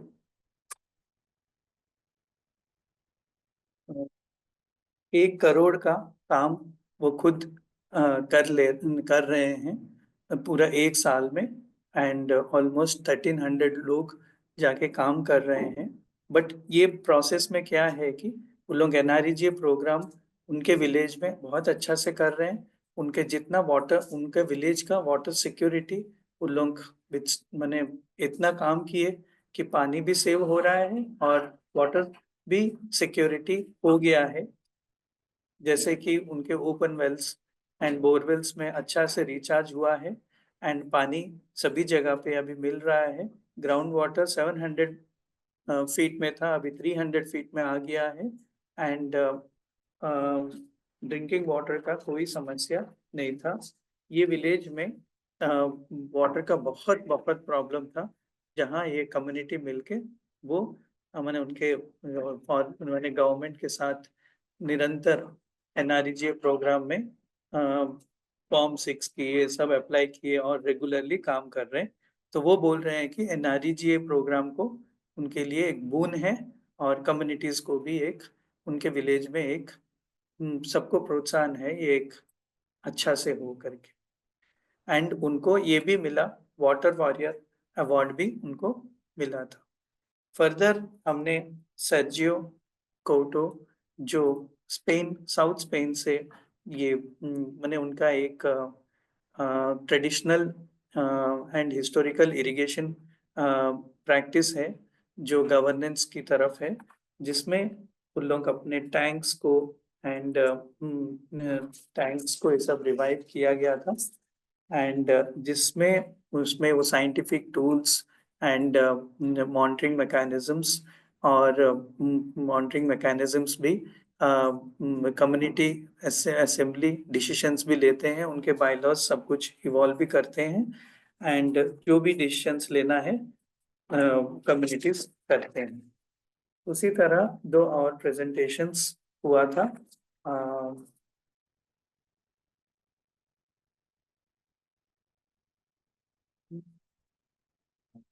प्रभाकर रेड्डी, वो भी एक प्रभाकर रेड्डी जो कर्नूल के 2 ग्रामों के पास है। यहाँ भी यही हुआ था कि उन लोगों का उनका कॉमन्स को मैंने पहाड़ वाटर रिजर्वर्स को कैसे कंजर्व किए, एंड उनके विलेज को अभी वाटर सिक्योरिटी रिवाइव कर पाए, जो उनका वाटर का प्रॉब्लम्स बहुत था।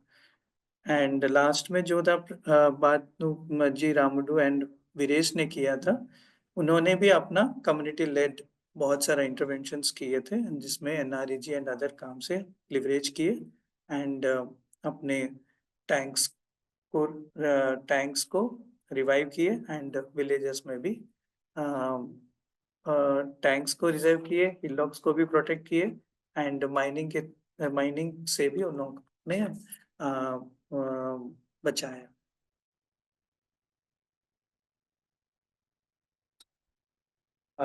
Further, I request all the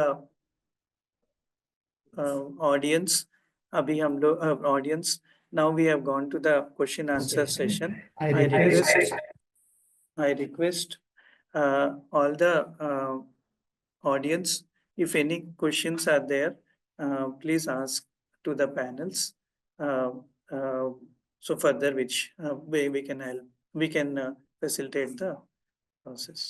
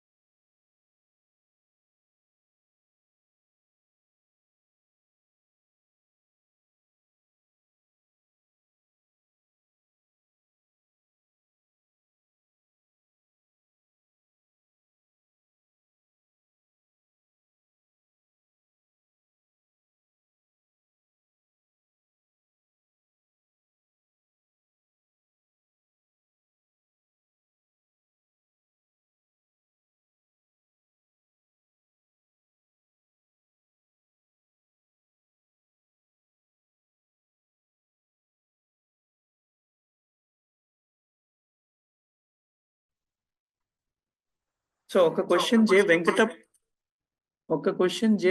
జే కృష్ణయ్య గారికి ఉంది. క్వశ్చన్ ఏముంది అంటే, మీరు అందరూ కలిసి కట్టి మీరు ఈ పద్ధతి ఏది పెట్టుకున్నారు, ఆ పద్ధతికి ఇంకా ముందుకు కూడా ఎలా తీసుకొని వెళ్ళగలుగుతారు అని ఒక క్వశ్చన్ ఉంది. మేము ఉన్నంత వరకు ఎట్లా జరుగుతుంది సార్. అది ఎవరు మేము తరతరాలు మాన్యా పద్ధతి అయితే మారదు సార్. అది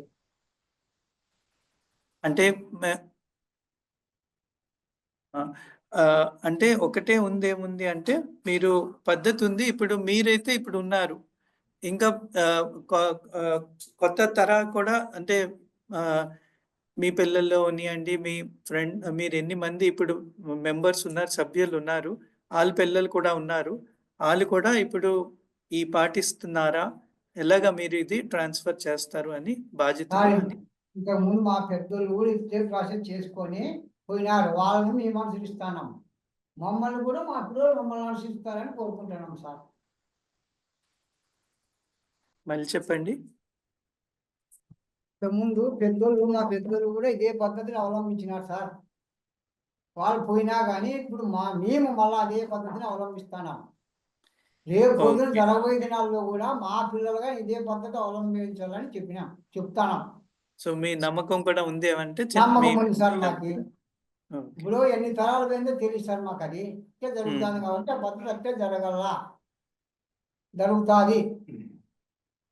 ఎందుకంటే కొత్త తర అంటే ముందో తర చదువుకున్నారు, మేబీ బయటికి వెళ్తుండొచ్చు, కానీ కూడా చేస్తారా అని అదొక. ఎక్కడైనా పోదు సార్. ఇది జీవనాధారం, అది చేయకపోతే జీవనాధారం లేదు సార్. ఇవి అందరూ పోరు కదా సార్. చదువుకున్నట్లు ఊరంతా చదువుకోరు కదా.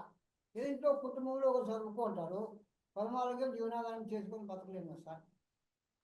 Okay, thank you Venkatappa garu, Krishnappa గారు, థ్యాంక్ యూ. ఇంకేమైనా ఉంటే కూడా మళ్ళీ అడుగుతాం అండ్ మీరు ఉండండి. So there is one question which has been asked to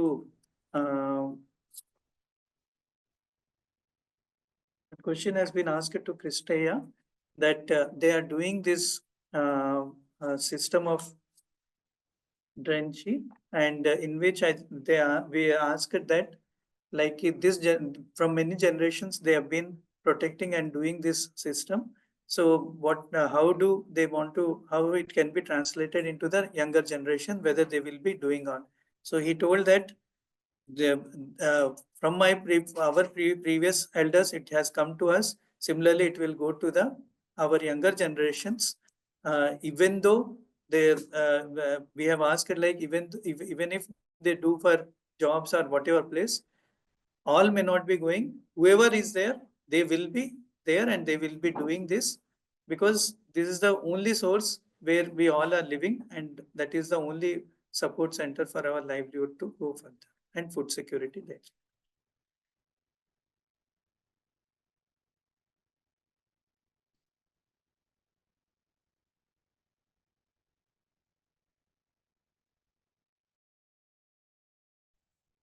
Veeramma ಅವರೇ,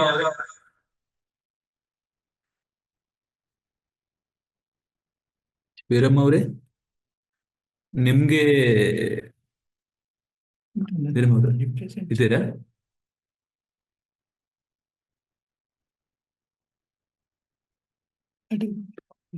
ಹಲೋ, ವೀರಮ್ಮ ಅವರೇ ಇದ್ದಾರಾ? ಕೃಷ್ಣ గారు, కృష్ణ ಅವರೇ. Okay, I think they are not in chat. So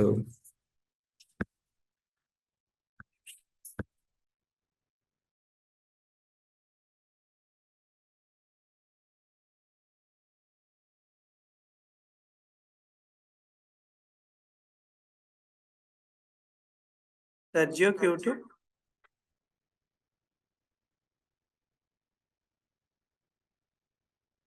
Is it audible, Sergio? Hello. Yeah, the question which is coming to you is that, so the majorly the thing is that traditional system, how it has been revived, and how do you see that all the collective actions which has been led to river basin, upper stream, lower stream, and the sustainability part, how you see that? I know a lot of mechanisms, collective actions has been ensured. How do you see that in future these all things can be taken ahead and it can be looked after? Okay. The thing is that all these systems, they have never been fully abandoned. Okay. Many of them have been active. Most of them have been active. They have never been abandoned. What we have done is to, for example, with the support of the university, what we have done is to restore or recover some part of the irrigation system that are upper in the mountains, so they are more difficult to maintain and were some parts of the irrigation system were abandoned in the 80s or in the 70s, because in some places, for example, in my community, when the drinking water arrived to the homes, some of the irrigation channels were abandoned because we have already water from the tap, so to say. But anyway, it's needed now, and is because of the climate change and for also cultural and historical reasons that we think that it's a very valuable cultural and natural heritage, and that was the reason why some of these irrigation systems were recovered. Also, in many areas, due to climate change, the rain is every year less. We have lower rainfall. So this is why these systems are being more important, and some of the irrigation, the parts of the irrigation system are recovered also to face this increasing drought. Also, because when some of these irrigation systems, when they were recovered, or some part of this irrigation system, when they recover, some villages downstream have seen that some fountains that were dry for 20, 30, or 40 years were having water again. So they discover, they know it, but they see it in current times, that when you restore traditional irrigation system in the higher parts, you have more water also in the lowlands. So we are now seeing that some municipalities and communities from the lowlands are providing money and resources and support for restoring irrigation systems in the highlands. But mostly the first part, the first pillar, which is basic, is that the irrigation system has to be useful. Doesn't make sense to put all this effort in an irrigation system that is not useful anymore. So the first thing is that you need to have a community who has agricultural activity, or have cattle or livestock, so you need grasslands. If you have this first pillar, which is the agricultural and livestock activity, there is a community willing to maintain this system. Okay. Then what we are doing is to put also together and to highlight these other activities and these other values of these irrigation systems. The touristic value, also the value related to climate change, to cultural heritage, to biodiversity, and along with all of these other values, there is more people willing to maintain this system. And also, we are also through university and through these agreements with the municipalities, we are also applying and sending projects to subsidies and to calls like biodiversity calls, climate change calls. We are also, for example, we have the Spanish government has a line of funding which is related to fight depopulation, to fight rural abandon. So we are also using the irrigation systems as a socio-ecological tool for fighting abandon, to provide through the irrigation systems. We empower and make more strong the agriculture, the livestock, the pastoral activity, and so on. In the future, there is a big problem, which is the war on water that we are facing. Probably in India, you have the same situation. And in one side, you have the big agribusiness that are mostly depleting underground water and are over-exploiting the aquifers. And on the other side, you have traditional family farming, which has been sustainable for at least 1,000 years here in Spain. And these two systems hardly can coexist, because the big agro-system is really aggressive in terms of land grabbing, water grabbing, and also they are able to find huge funding opportunities to modernize the traditional irrigation systems. So the future is uncertain, and unless the general public and the administration recognize the value of traditional irrigation systems, we are facing a very uneven fight here between the traditional system and the big agribusiness system, which is, as I said before, overexploiting the water here in Andalusia. One of the questions.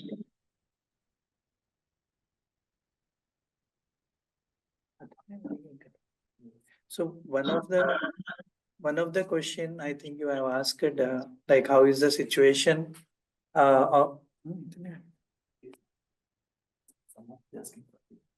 Is it? So one of the question which has come from the audience is if you can share your observation from the presentation from India and how different is it in Spain. So like you have already seen 4 presentations from India, and you have seen you already told about the Spain situation. How do you see the contrast and what is the difference? How do you feel? And that's what the question they have asked from the audience. Okay.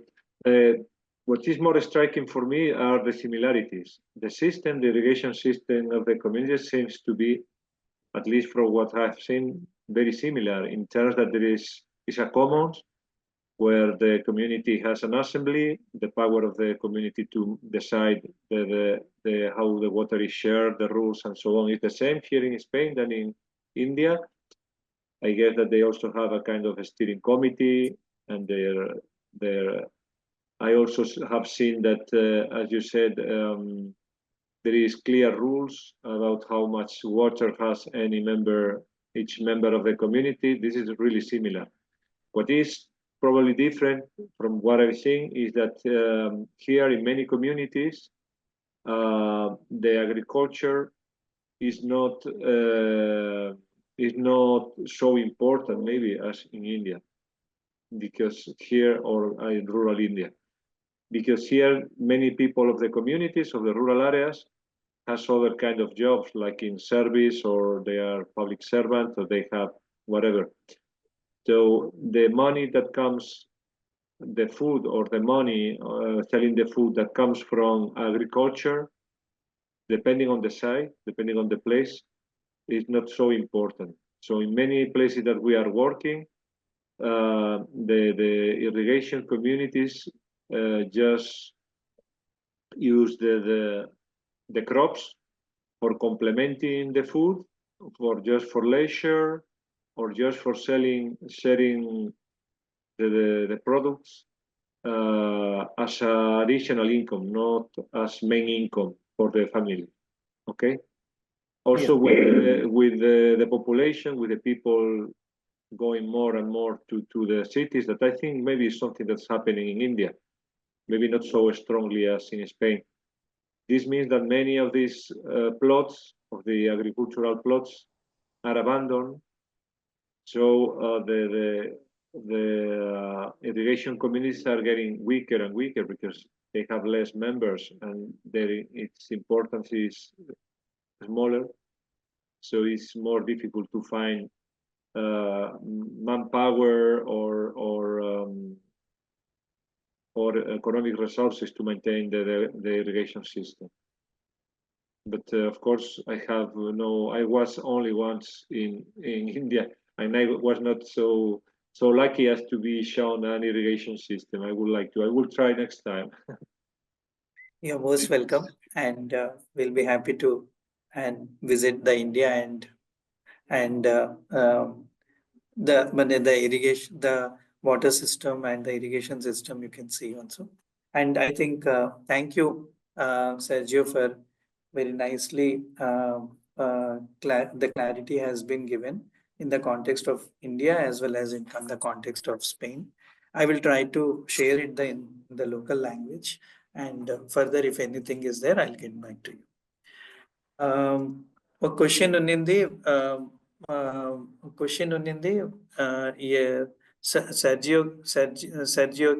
సర్జియో గారికి. వాళ్ళు ఏమి observation చూస్తున్నారు Indian context లోని irrigation system ఎలాగుంది and Spanish situation లో ఎలాగుంది. So అతను చెప్పారు ఏమంటే ఇండియన్ కండిషన్స్ ఇవాళ ప్రెజెంటేషన్స్ అండ్ ఇవన్నీ ఇన్నిన తర్వాత రూల్ ఏ వ్యవస్థ అన్ని జాగాల్లో అయితే వ్యవస్థలు అయితే ఉన్నాయి, ఇప్పుడు కూడా ట్రెడిషనల్ వ్యవస్థలు ఉన్నాయి అండ్ రూల్స్ రెగ్యులేషన్స్ నియమాలు అన్ని పాటిస్తున్నారు అండ్ ఉమ్మడిగా నిర్ణయిస్తున్నారు పద్ధతులు పెట్టుకుంటున్నారు. కానీ ఒకటి అతను ఏమన్నాడంటే ఇండియన్ కాంటెక్స్ట్ లోని ఇరిగేషన్స్ ఎక్కడ జరుగుతున్నాయి అది ఎక్కువ అగ్రికల్చర్ వ్యవస్థ మీద, అంటే పంటలు దాని మీద డైరెక్ట్ గా ఆధారం ఉంది అండ్ జనాలు కూడా దాని మీదే ఎక్కువ ఆధారం ఉన్నారు. స్పెయిన్ లోనే ఏం పరిస్థితి ఉంది అంటే ఇరిగేషన్ చేస్తున్నారు, పంటలు కూడా వస్తున్నది, కానీ అగ్రికల్చర్ పంటలు వదిలేసి ఇంకెన్నో పనులు కూడా చేస్తున్నారు అండ్ కొంచెం సిటీ వైపులు కూడా అంటే ఎన్నో పనులు ఉన్నాయి అక్కడ కూడా చేస్తున్నారు. సో అతను ఏమంటున్నారంటే ఇది ఒక మాకు ఎన్నో ఆక్యుపేషన్ లోని మనకి ఇరిగేషన్ కూడా ఒక ఆక్యుపేషన్ అండ్ ఎప్పుడు కమ్యూనిటీ నుంచి సిటీలు ఎప్పుడు స్ప్రెడ్ వెళ్తున్నప్పుడు ఈ ఇరిగేషన్ లో కూడా జనాభా అంటే డిపెండెన్సీ తగ్గుతున్నది ఇప్పుడు. సో అది అతను వెరీ క్లియర్ గా అతని అనుభవం బట్టి ఇండియన్ కాంటెక్స్ట్ లో అతను అనుభవం బట్టి ఇవాళ అతను చెప్పారు.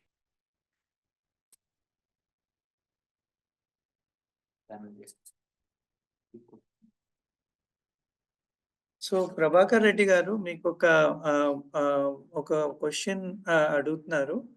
మీకు ఏమి ఛాలెంజెస్ మీరు ఫేస్ చేశారు కమ్యూనిటీస్ అందరికీ ఒక జాగాకి తీసుకొని రావడానికి అండ్ మీ ప్రాబ్లమ్స్ ఏ ఉన్నింది దానికి రిజాల్వ్ చేయడానికి? ప్రభాకర్ గారు ఉన్నారా? ఉన్నాను సార్. చెప్పండి సార్.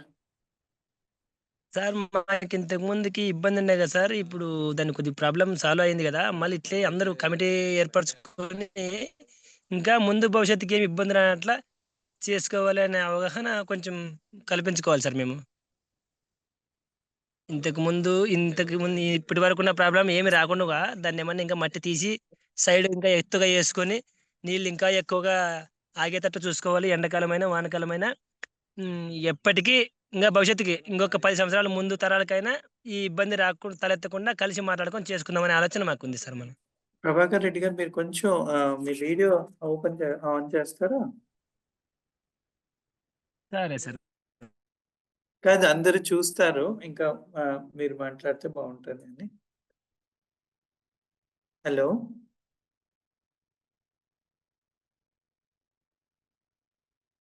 సార్, కష్టం. మీరు వీడియో ఆన్ చేయగలుగుతారా?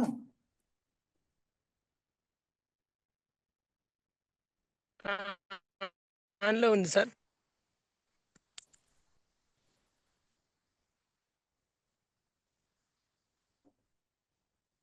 ఆన్లోనే ఉంది సార్. ఇప్పుడు కనబడుతున్నారు, ఇప్పటి వరకు కనబడలేదు. అయితే మీరేమంటున్నారంటే మీ చెరువుకి ఇంకా గట్టిగా ఇంకా బాగా కష్టపడితే ఇంకా తర్వాత కూడా మరి కొద్దిగా ముందు ఇంకొక 10 సంవత్సరాల కన్నా ఈ మాం పడిన బాధలు ఇంకా ముందు భవిష్యత్తు వాళ్ళు పడకూడదనే ఆలోచన సార్. అది నీటి సమస్య ఎండాకాలం వస్తుందంటే మాకు కొంచెం ఇబ్బంది కదా సార్. నీళ్ళు ఇప్పుడు ఏదైనా వాన వస్తే వర్షం వస్తే కొండ నుంచి డైరెక్ట్ గా వస్తాయి సార్. దాంట్లోకి ఎక్కువ నిల్వ ఉండేటట్ల ఇంకా సైడ్ వాళ్ళు కొంచెం మట్టి కట్టలు ఎక్కువ వేసుకొని నీళ్ళు కొంచెం ఎక్కువ ఉండేటట్లు ఇంకా భవిష్యత్తుకి పనికి వచ్చేటట్లు చేసుకోవాలనే ఆలోచన సార్. మేము అంతా కలిసి కట్టుగా. నేను ఇదే ఇంగ్లీష్ లో కూడా అడుగుతాను, మీరు ఉండండి. ఇంకా మాట్లాడడానికి మీరు ఏం చెప్పారు, నేను ఈ క్వశ్చన్ అందరూ ఇంకా మంది ఉన్నారు కదా అది చెప్తాను. So I have asked to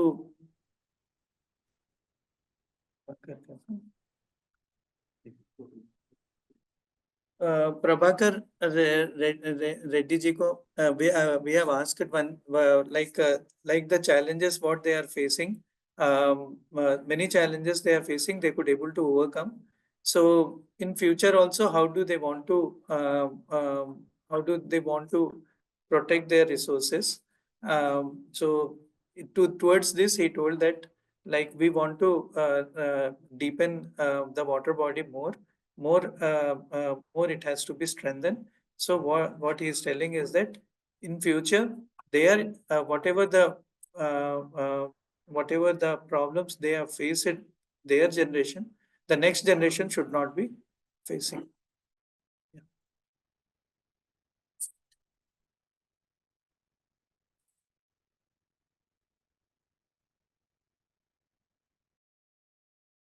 Krishnappa గారు Yes, sir. Yes, sir. Krishnappa గారు ఉన్నారా? సార్ ఉన్నారు, చెప్పండి సార్. రెడ్స్ కృష్ణప్ప గారు లైన్ లో ఉన్నారు, ఒకసారి అన్మ్యూట్ చేసుకోండి.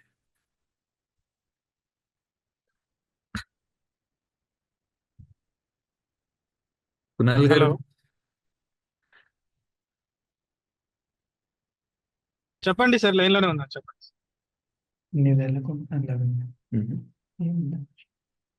సో వినిపిస్తున్నారు. కృష్ణప్ప గారు లేదా వీరమ్మ గారు ಇದ್ದರ್ಲಿ ఎవరైనా ఒకరు respond ಆಗರು.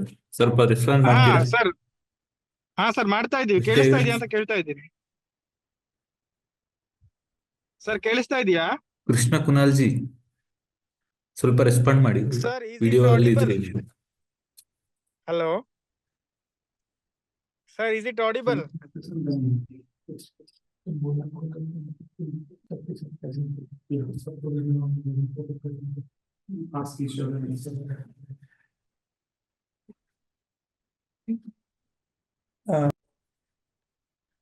Hello.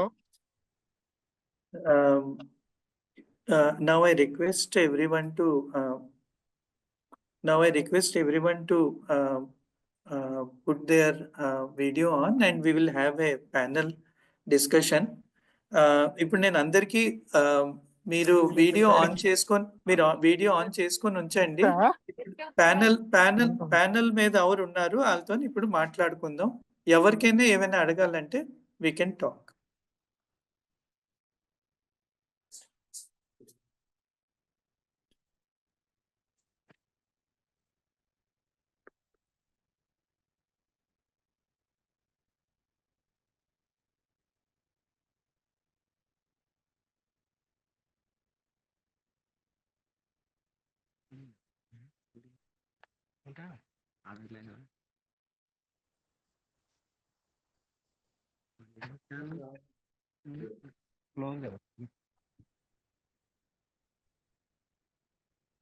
Yeah, if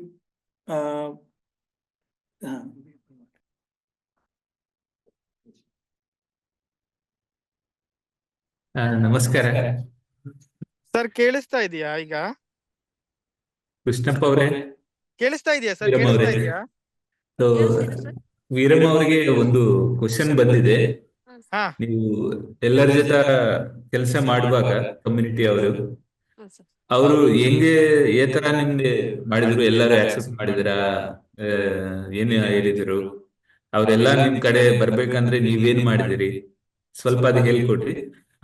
And I'm sorry to forget to share that she gave one more suggestion to as part of policy change for everyone, increase of the base for 100 days at least for 500 rupees.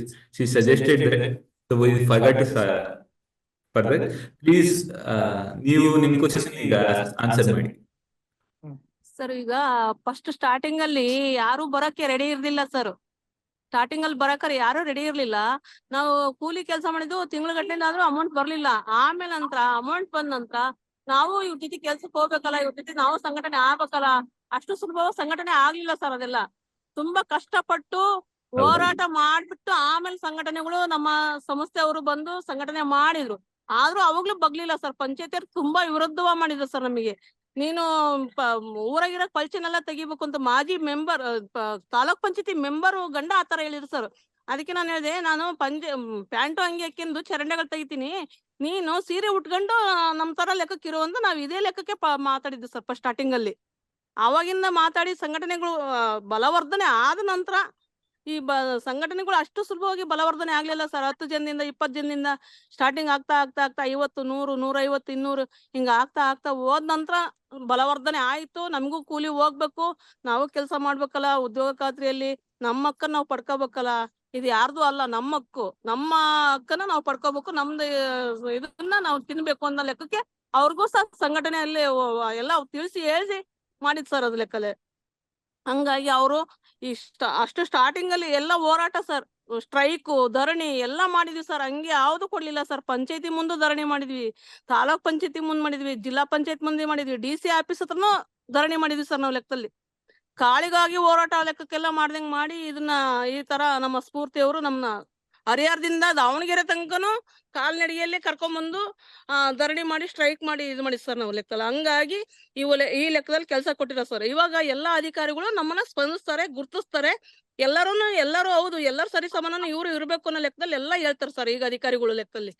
ಮೊದ್ಲೇ ಇದ್ದ ಅಧಿಕಾರ ಲೆಕ್ಕದಲ್ಲಿ ಇದ್ದಿಲ್ಲ sir. ಇವಾಗ ಅವು ಪಂಚಾಯತಿ ಹೆಂಗ್ ಹೋಗ್ಬೇಕು ಅಂತಾನು ನಮಗ್ ಗೊತ್ತಿರ್ಲಿಲ್ಲ, ಅವ್ರ ಹತ್ರ ಹೆಂಗ್ ಮಾತಾಡ್ಬೇಕು, ಅಲ್ಲಿ ಹೆಂಗ್ ಕುತ್ಕೋಬೇಕು ಅಂತಾನು ಗೊತ್ತಿರ್ಲಿಲ್ಲ. ನಮಗೊಂದು ಸಂಘಟನೆ ಇರೋದ್ರಿಂದ, ಸಂಸ್ಥೆ ಇರೋದ್ರಿಂದ ಅವರು ನಮ್ಮನ್ನ ಆತರ ಬೆಳೆಸಿ ಅಧಿಕಾರಿಗಳು ಇದೇ ತರ ಮಾತಾಡ್ಬೇಕು, ಇದೇ ತರ ಇರ್ಬೇಕು ಅನ್ನೋ ಲೆಕ್ಕದಲ್ಲಿ ಅದನ್ನ ಗುರ್ತಿಸ್ ಮಾಡಿದ್ಕೆ ಎಲ್ಲರೂ ಸಹ ನಾವೊಂದು ಸಂಘಟನೆ ಕಟ್ಕೊಂಡು ಹೋದ್ವಿ ಅಂದ್ರೆ ಬಂತಪ್ಪ ವೀರಮ್ಮನ ಟೀಮು ಅಂತ ಹೇಳ್ಬಿಟ್ಟು ಅವ್ರು ಇದು ಮಾಡ್ತಾರೆ ಸರ್. ನಮಗೆಲ್ಲ ತುಂಬಾ ಸ್ಪಂದಿಸ್ತಾರೆ, ತುಂಬಾ ರೆಸ್ಪೆಕ್ಟ್ ಕೊಡ್ತಾರೆ ಸರ್. ಇವಾಗ ಆ ಲೆಕ್ಕಕ್ಕಿದೆ ಸರ್. ತುಂಬಾ ಕಷ್ಟಪಟ್ಟೆ ಸರ್ ಆಗಿರೋದು. Yes. I will translate it in a short summary, as a short summary, sir.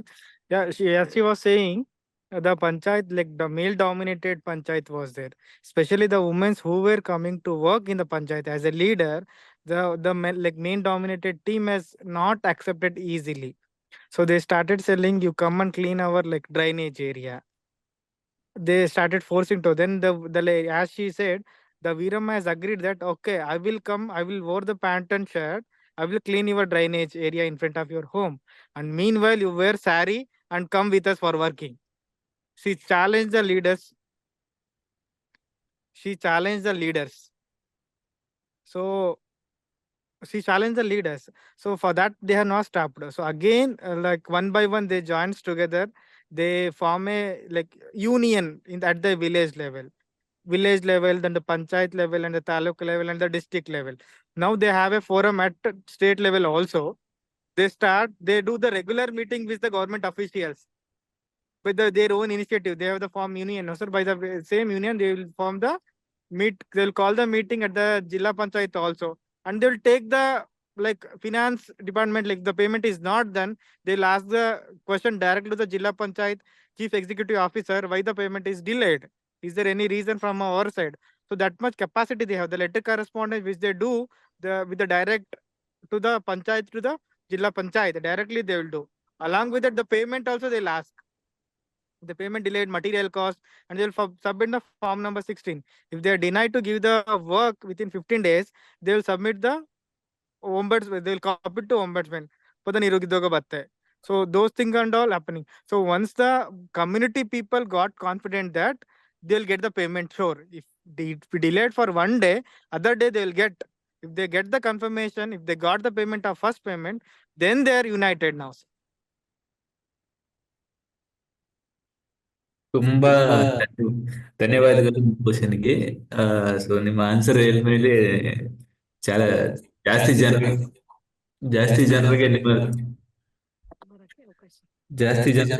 ನಿಮ್ಮವರಿಗೆ ಸಾರಿ ಜಾಸ್ತಿ ಜನರಿಗೆ ನೀವು ಸ್ಫೂರ್ತಿವಾಗಿದ್ದೀರಿ.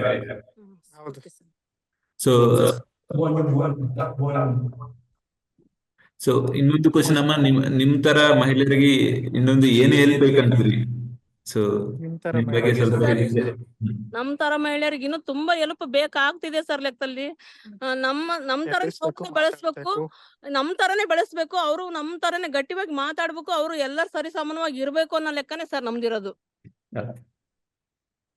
ಕೃಷ್ಣಪ್ಪ ಅಂದ್ರೆ ಸರ್ ನಮ್ಮನ್ನ ಕೊಲೆ ಮಾಡಕ್ಕೂ ಬಂದಿದ್ದಾರೆ ಸರ್. ಈ ಮಟ್ಟದಲ್ಲಿ ನಮ್ಮನ್ನ ಕೊಲೆ ಮಾಡ್ಬೇಕು, ಅವ್ರು ಹೋಗ್ತಿದ್ದಾರೆ, ಇಲ್ಲಿಂದ ಲಾರಿ ಹತ್ತಿಸ್ಬೇಕು, ಬಸ್ ಹತ್ತಿಸ್ಬೇಕು ಅನ್ನೋ ಲೆಕ್ಕದಲ್ಲೇ ಮಾತಾಡಿದಾರೆ ಸರ್ ನಮಗೆ.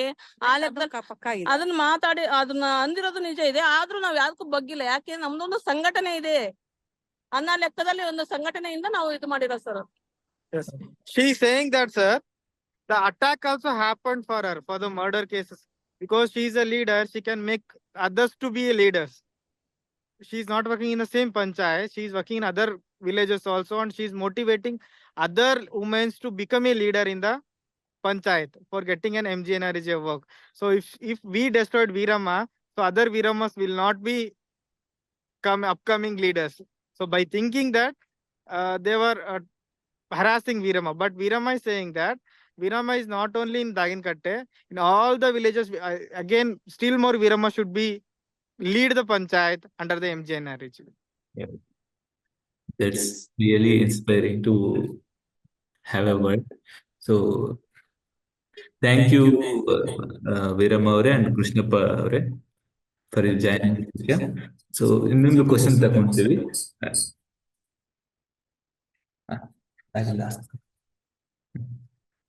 ಕೃಷ್ಣಪ್ಪ గారు, హలో కృష్ణప్ప గారు. Yes sir, yes sir, tell me.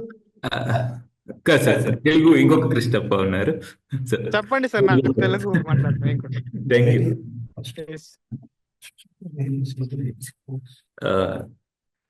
Sir, మీ దగ్గర ఏదైతే నీళ్ళు ఏవైతే ఉన్నాయో మీరు గోంచి సిస్టమ్ లో చేసుకుంటున్నారో, గోంచి సిస్టమ్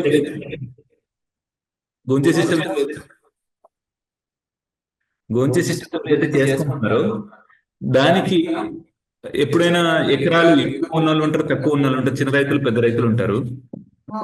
అలాంటప్పుడు మీరు ఎలా వాళ్ళతో మేనేజ్ చేస్తారు? వాళ్ళ మధ్య నీళ్ళని ఎలా షేర్ చేసుకుంటారు?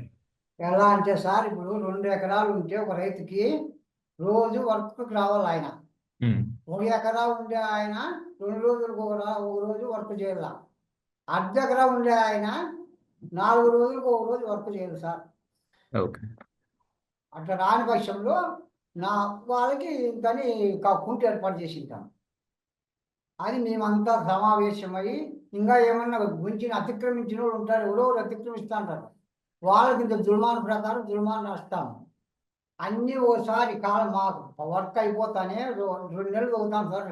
సార్కి 2 నెలలు కంటిన్యూ పొద్దున 8 గంటలకు పోతే మధ్యాహ్నం 12 గంటల వరకు రోజు ఇంటికి వస్తాం. అట్లా అంతా అయిపోయినాక ఒక రోజు అందరినీ పిల్లలు తీసుకొని 10 మంది సమావేశంలో ఎంత నిర్ణయం చేస్తే అంత కుంటు గుంచిన అతిక్రమించిన వాళ్ళకి కానీ 10 మంది ఇంత జుల్మాన్ వేస్తామంటే అంత వేసి ఇంత సమంగా మాట్లాడుకొని అది మళ్ళా మా కాలంలోకి వాడుకుంటూ ఉంటాం sir.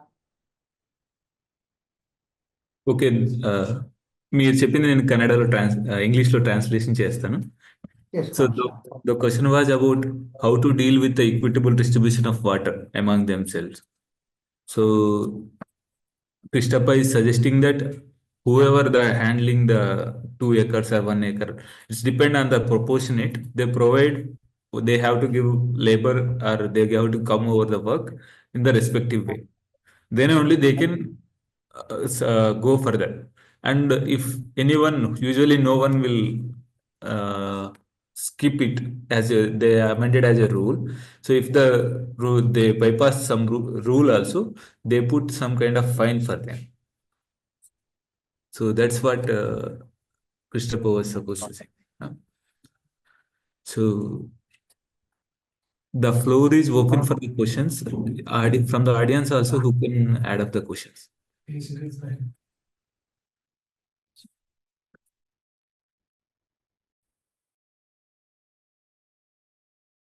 So I request panel members, if within them anything to be asked, please ask.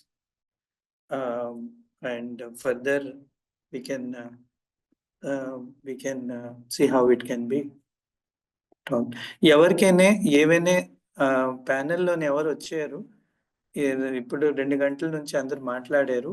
మీకు ఎవరైనా ఎవరి గురించి ఏమైనా అడగాలి అంటే కూడా మీరు అడగవచ్చు.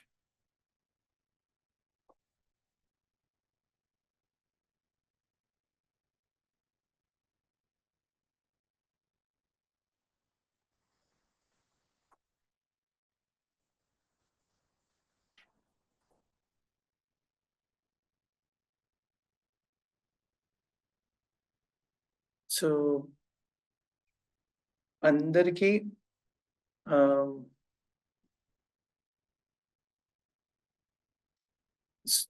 so on behalf of FES and the community conference, we are very thankful to the all the invitees, and they have participated from different parts, and we are very thankful, and we will continue our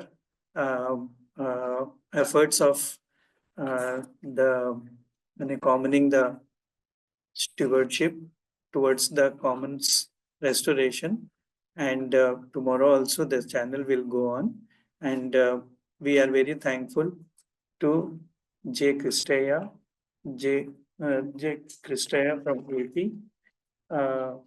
Veeramma from Karnataka, Sergio Kyoto, Prabhakar Reddy and G. Ramudu for sharing all the efforts towards the governance of water and in the larger context to their own area, and again many thankful and thankful to you all. So ఈ అందరికీ మరి కృతజ్ఞతలు, and ఈ community conference almost మేము second డేలో లాస్ట్లో వస్తున్నాం. ఎవరెవరు మీ అందరు అనుభవాలు షేర్ చేశారు, జె. క్రిస్టయ్య గారు, వీరమ్మ గారు, సర్జియో కౌటో, ప్రభాకర్ రెడ్డి గారు, జి. రాముడు, మీ పల్లెది, మీ ప్రాంతాలది, అండ్ ఎలాగ ఉమ్మడి ఆస్తులు కాపాడుకున్నారు, నీరు ఎంత ముఖ్యం అందరికీ, దాని గురించి మీరు అనుభవాలు షేర్ చేశారు. అందరికీ బాగా ఉపయోగం అయింది. అండ్ ఈ కమ్యూనిటీ కాన్ఫరెన్స్ లోని ఎన్ని మంది వచ్చారు, all the audience, and I hope everyone has benefited from this community conference. Again, I am very thankful to all of you. Thank you. Thank you. Thank you, sir. Bye. Thank you.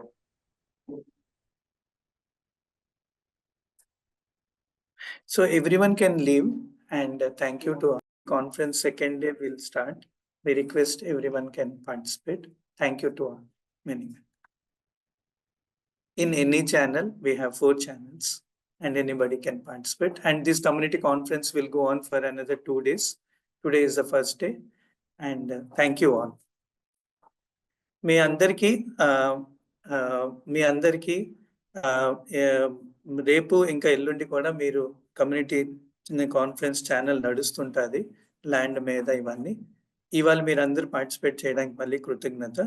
రేపు ఎల్లుండి కూడా మీరు participate చేయండి, and మీ అనుభవాలకి మీ అందరికీ share చేస్తాం. Thank you.